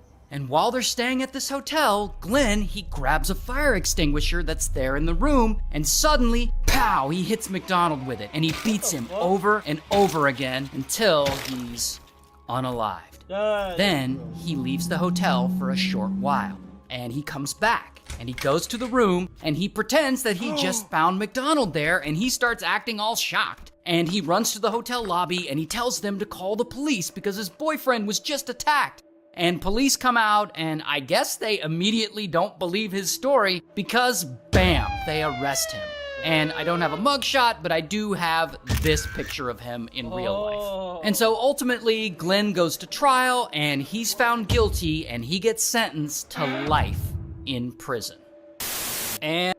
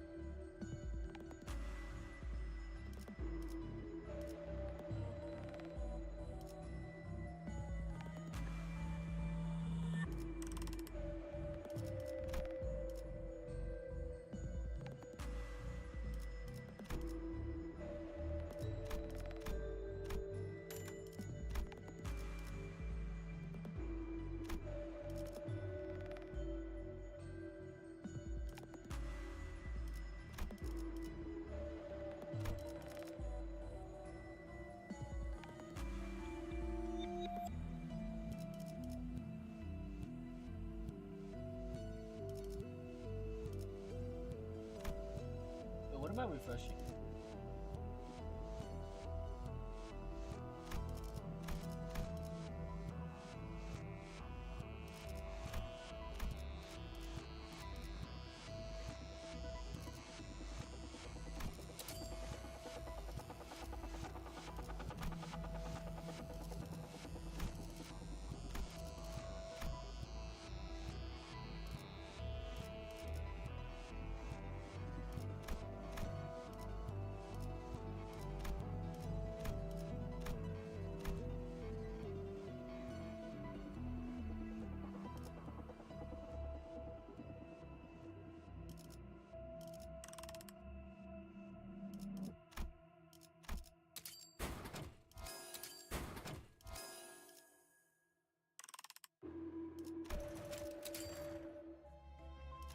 so touched. I wanna sleep. Fuck. What videos can we watch?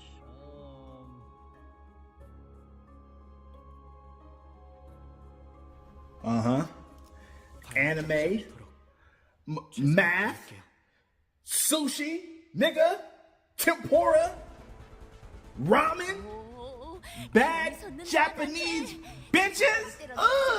Yeah. Drop a bomb on them. Nani? Yeah. Drop a bomb on them. A big bomb. A big bomb on them. On the Japanese. Drop 2 bombs. God. A really big bomb. Yeah. A bomb so big, it makes history. A bomb so big, it affects bloodlines for generations. A bomb so big, America makes a movie about it, demonizing it and praising it at the same time. Yeah. But why? Don't question God, nigga. Just do that shit. Drop that shit on some kids, nigga. A lot of kids, nigga. Drop that shit on the school, nigga. Elementary. And while you're at it, give him a small wee-wee. Draw a small wee-wee on him. You know, after you drop the bomb, then give him small wee-wee as a result of the Chernobyl radiation. Yeah, I need that. God, please. And another thing, make their language hard as fuck to learn. Yeah, make Japanese hard for no reason. And make chopsticks impossible to use. God, are you racist towards Japanese people? I'm not sure yet. What does that even mean? I just want people to really love Japanese culture, but never want to be Japanese. That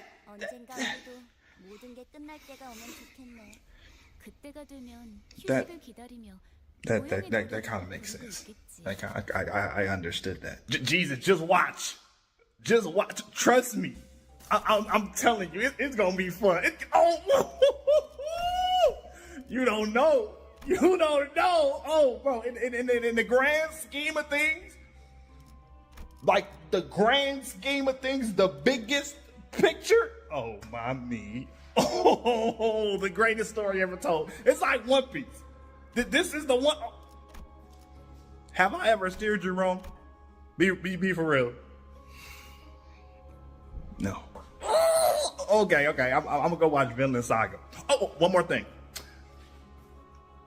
Make them hate black people. God, do it. Damn. Mm-hmm. Hype. Yeah. Big dicks. No Diddy. Uh-huh. Waves. Exaggerated swag. Yeah. Just wait till this hit Earth Streets, bro. We finna go crazy on Hood. Make them slaves. Oh. Excuse me? Yeah, make them slaves. Yeah. Make them slaves. Put them in chains. Yeah. Make them do labor for free. Why? Just want to see something. Yeah. I just want to see something. Just real quick. Just real quick. What do you want to see? And what is real quick? 400 years. Minimum. Okay, I just want to see something real fast. Make them slaves. Put them in chains. And make them really, really, really black as fuck. Dark. For humorous, comical purposes. Please. God. We just have maybe most likely created the most perfect specimen. And you want them to be slaves? Like, they can accomplish so much. They will. After. Like, way after. I just want to see them niggas suffer first. Like, suffer real bad. Type shit. Why? And what is a nigga? Because, Jesus, it's amusing to me. And niggas is them. They is niggas. I made that shit up. That shit slide, don't it? Oh, my me.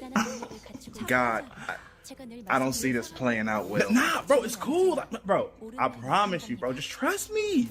Like make them slaves, and then like post slavery, bro. I promise you, bro. Just watch, bro. All great things gonna come from this.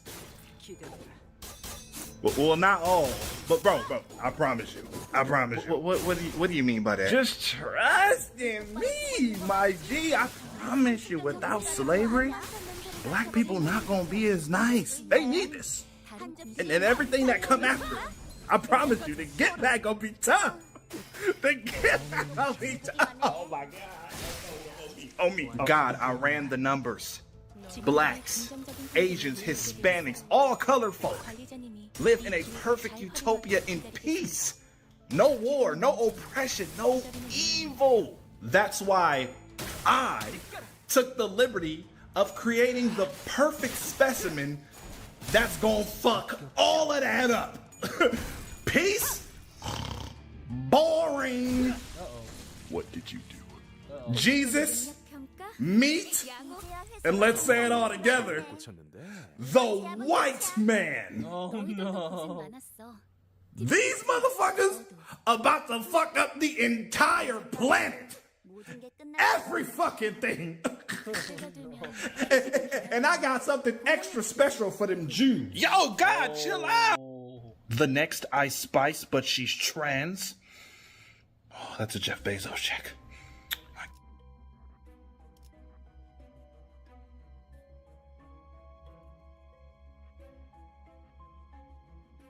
Girl, is that a black card? Let me see that. Yeah, it's a black card. What does that mean? It means that whoever's this is spends $250,000 a year. They're probably famous. Whose is it? Oh, for real? It's that guy with the red hat on. Oh, it's that guy? We love your card. Hold on, I'm gonna remember this name. We're gonna look this up in a minute. You remember that guy with the black card? Oh my gosh, he's a famous tennis player. We just met a famous tennis player. Isn't that so cool? Really? Okay, well, he was cute and he tipped well, so sign me up. Wait, is he married? So one day, this guy, Sonny, he gets a virus that damages his heart. And it's horrible. It makes... So this guy is about to get fired.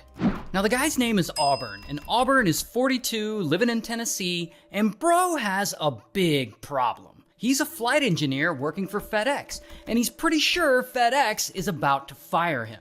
He had apparently lied to them about his credentials, and they just found out about it, and so he's like, oh shit, they're about to fire me. And to make it worse, he's also having money problems, and he really wants to take care of his kids financially, who now live with his ex-wife. And he can't take care of his kids or his money problems if FedEx fires him.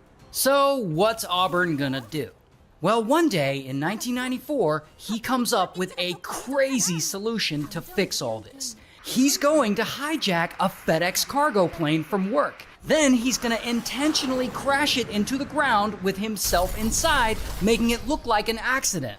And sure, he'll die, but it'll look like he died in a work-related plane crash, and therefore his kids will be able to collect on a $2.5 million life insurance policy that he has set up. And yeah, it's an insane plan, but he's thinking it just might work. So he shows up to work one day at FedEx ready to give this a shot. And he gets on a flight with a few other guys. And the plane takes off, and soon they're in the air, cruising along like everything is normal, and no one has any idea what he's about to do. Now, this is a cargo plane, hauling cargo or whatever. So it only has 3 other people on board. So there's 4 people on this plane total.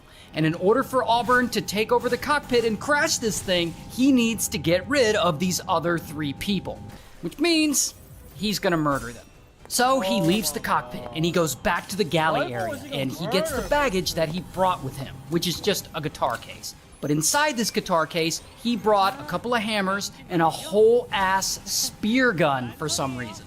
So he grabs just the hammers and he goes back to the cockpit where the other 3 crew members are. And these guys, they're not looking at him. They're busy chatting with each other and they're flying the plane. And that is when Auburn raises up one of those hammers and suddenly, pow, pow, he hits the flight engineer in the back of the head. Then immediately, boom, he hits one of the pilots. Then boom, he hits the other pilot. Now at this point, all 3 crew members, they're wounded pretty badly. And they're a bit out of it because they just got hit so hard. But they're still alive. So Auburn's like, damn it, that didn't work. So he goes back to the galley area, still wounded pretty badly. And they're a bit out of it because they just got hit so hard. But they're still alive. So Auburn's like, damn it, that didn't work. So he goes back to the galley area, back to his guitar case, and he gets that spear gun out. Then he heads back to the cockpit and he points it at them and he's like, get back in your seat or I'll shoot you with this. Now remember, they're flying however many thousands of feet in the air, and this guy is their co-worker. I don't think they know him that well, but they all work for FedEx. Now imagine if you went to work one day at the strip club or I don't know, wherever you work. Imagine if you went to work and you're doing your job or whatever, and suddenly from behind, one of your co-workers is like, bam, and hits you upside the head with a hammer. Now imagine that is going on while you're supposed to be flying a plane. That shit is scary. Anyway, so he's pointing his spear gun at them, telling them to stay seated, and this is when the flight engineer is like, fuck all this, and so bam, he lunges at Auburn and he grabs the spear gun and he's trying to wrestle it away from him, but he can't quite get it. Then, boom, one of the pilots jumps in and now they're both fighting him, trying to pull this weapon from his hands, and this fight spills out into the galley area. And so the pilot flying, he's still trying to keep the plane in the air while the others fight. And he turns the whole thing back toward the airport that they took off from. And he can hear the other guys fighting behind him in the galley area, but he can't see what's going on, not from where he's sitting. And he feels like he's got to do something to help. And this is where things get really crazy. Because the pilot, he starts thinking, if I do a barrel roll and flip the plane upside down, this will flip everyone upside down, and Auburn will get tossed around, and this will knock the weapons out of his hands. Uh-oh. And so, bam, he rolls this big-ass airplane, flipping it almost completely upside down, and he holds it there. And the 3 guys in the back, they all fall from the floor to the ceiling. And they're still fighting, except they're now fighting on the ceiling. However, this maneuver didn't disarm Auburn at all, because he's still got that spear gun. And so the other guys, they're still back there trying to pull it away from him, but apparently Auburn is a trained martial arts expert, while these other guys are wounded from being hit in the head with a hammer. So even though it's 2-on-1, he's still kind of kicking their ass. Here's the other thing though. These cargo planes aren't designed to do like loop-de-loops and fancy maneuvers and whatnot. They're designed to haul cargo. So this plane suddenly goes into a nosedive, and it's heading straight down, right toward the ground at top speed. In fact, the speedometer is topping out at 540 miles an hour. And so the 3 guys in the back, they're all getting tossed around, but somehow they're still wrestling, fighting, and beating each other up. And I'm sure the pilot and the flight engineer are scared out of their minds, because Auburn is just not giving up. Remember, he had already planned on dying today. So he doesn't care if he gets hurt. He doesn't care if the plane crashes. In fact, he wants it to crash. He's probably happy the plane is in a nosedive, because at the end of the day, he'll do whatever he can to die at work so that he can get his kids that life insurance money. And at this point, Auburn grabs one of his hammers, and boom, he hits one of the pilots in the head with it again. And so it looks like he's about to win this fight. Until... Here's the thing about the pilot who's up front flying the plane.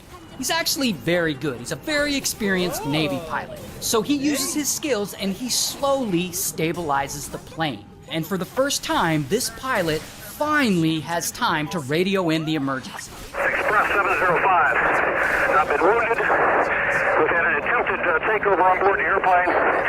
Give me a Victor, please. Back to Memphis at this time. Hurry. He also starts to roll the plane left and right to keep tossing Auburn around. And as he's being tossed around, Auburn starts to lose the fight. One of the pilots is able to wrestle the hammer from him, and boom, he hits him with it, and boom, he hits him with it again. But Auburn is still gripping that spear gun, like he's about to shoot it.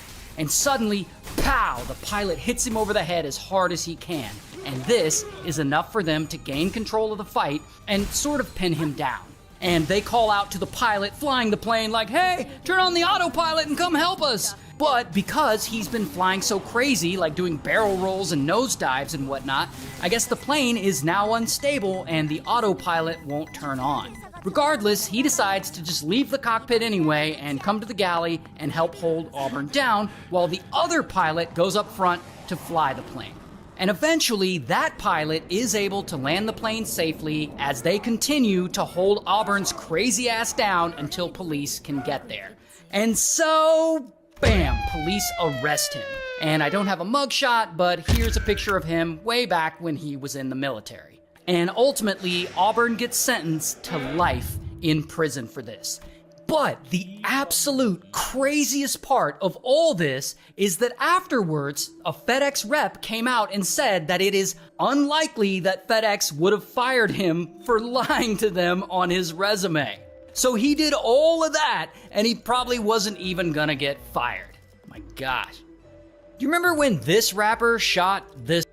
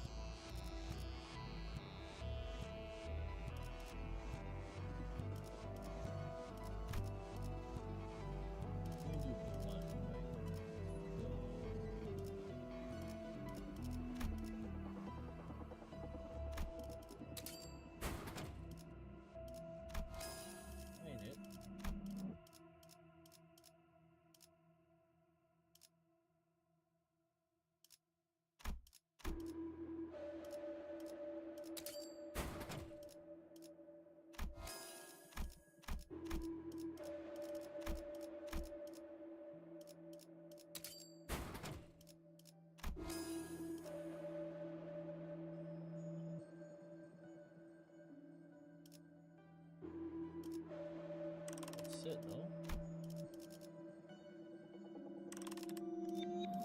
It's a week, but I actually want to just buy.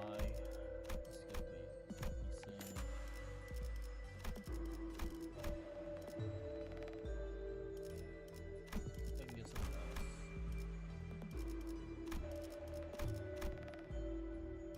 There we go.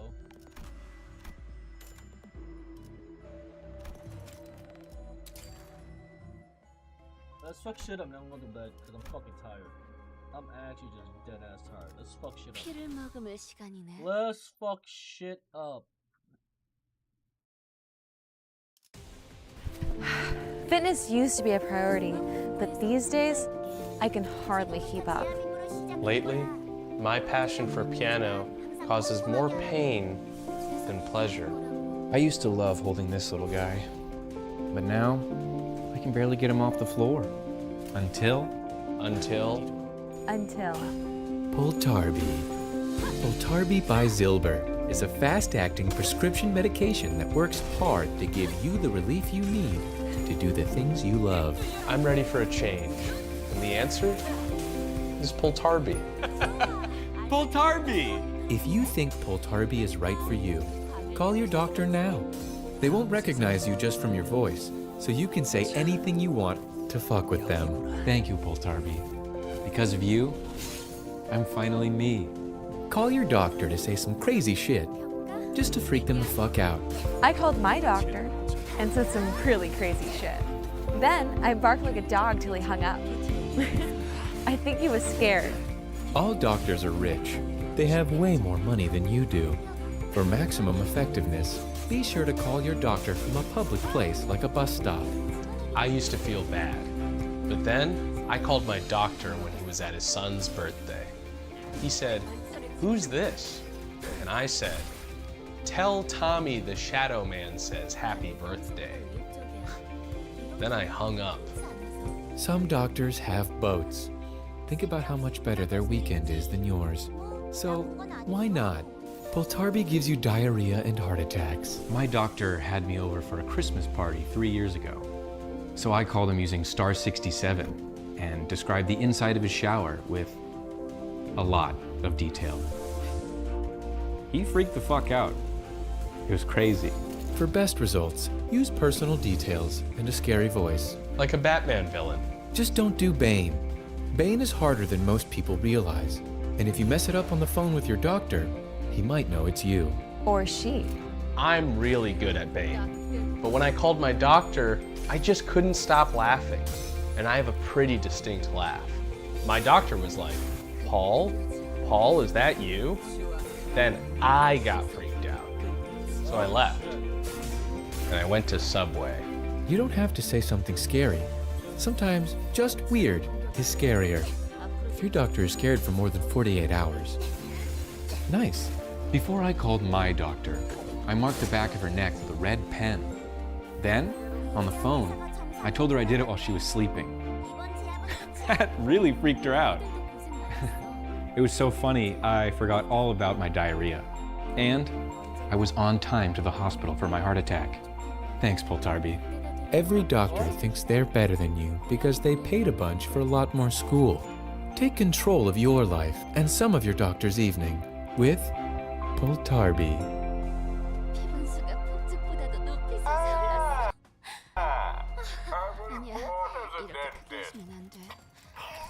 You have prostate cancer. 그리고 제2 권속으로서의 품위도 잃지 않게 하자. Paul. Paul, is that you? I'm done. I'm fucking tired, chat. I'm gonna go take a nap. I am fucking tired. 숲의 아침은 일찍 시작된다. 저택의 아침도 맞아.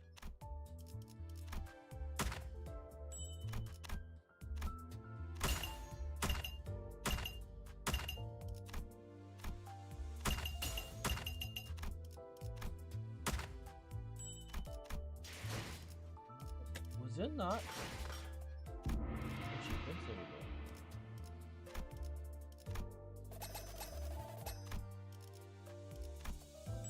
Nice. Alright.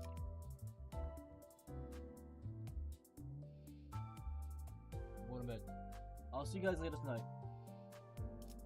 It's been real, boys. It's been real. I am just tired as shit. 숲의 아침은 일찍 시작. I'll see you later.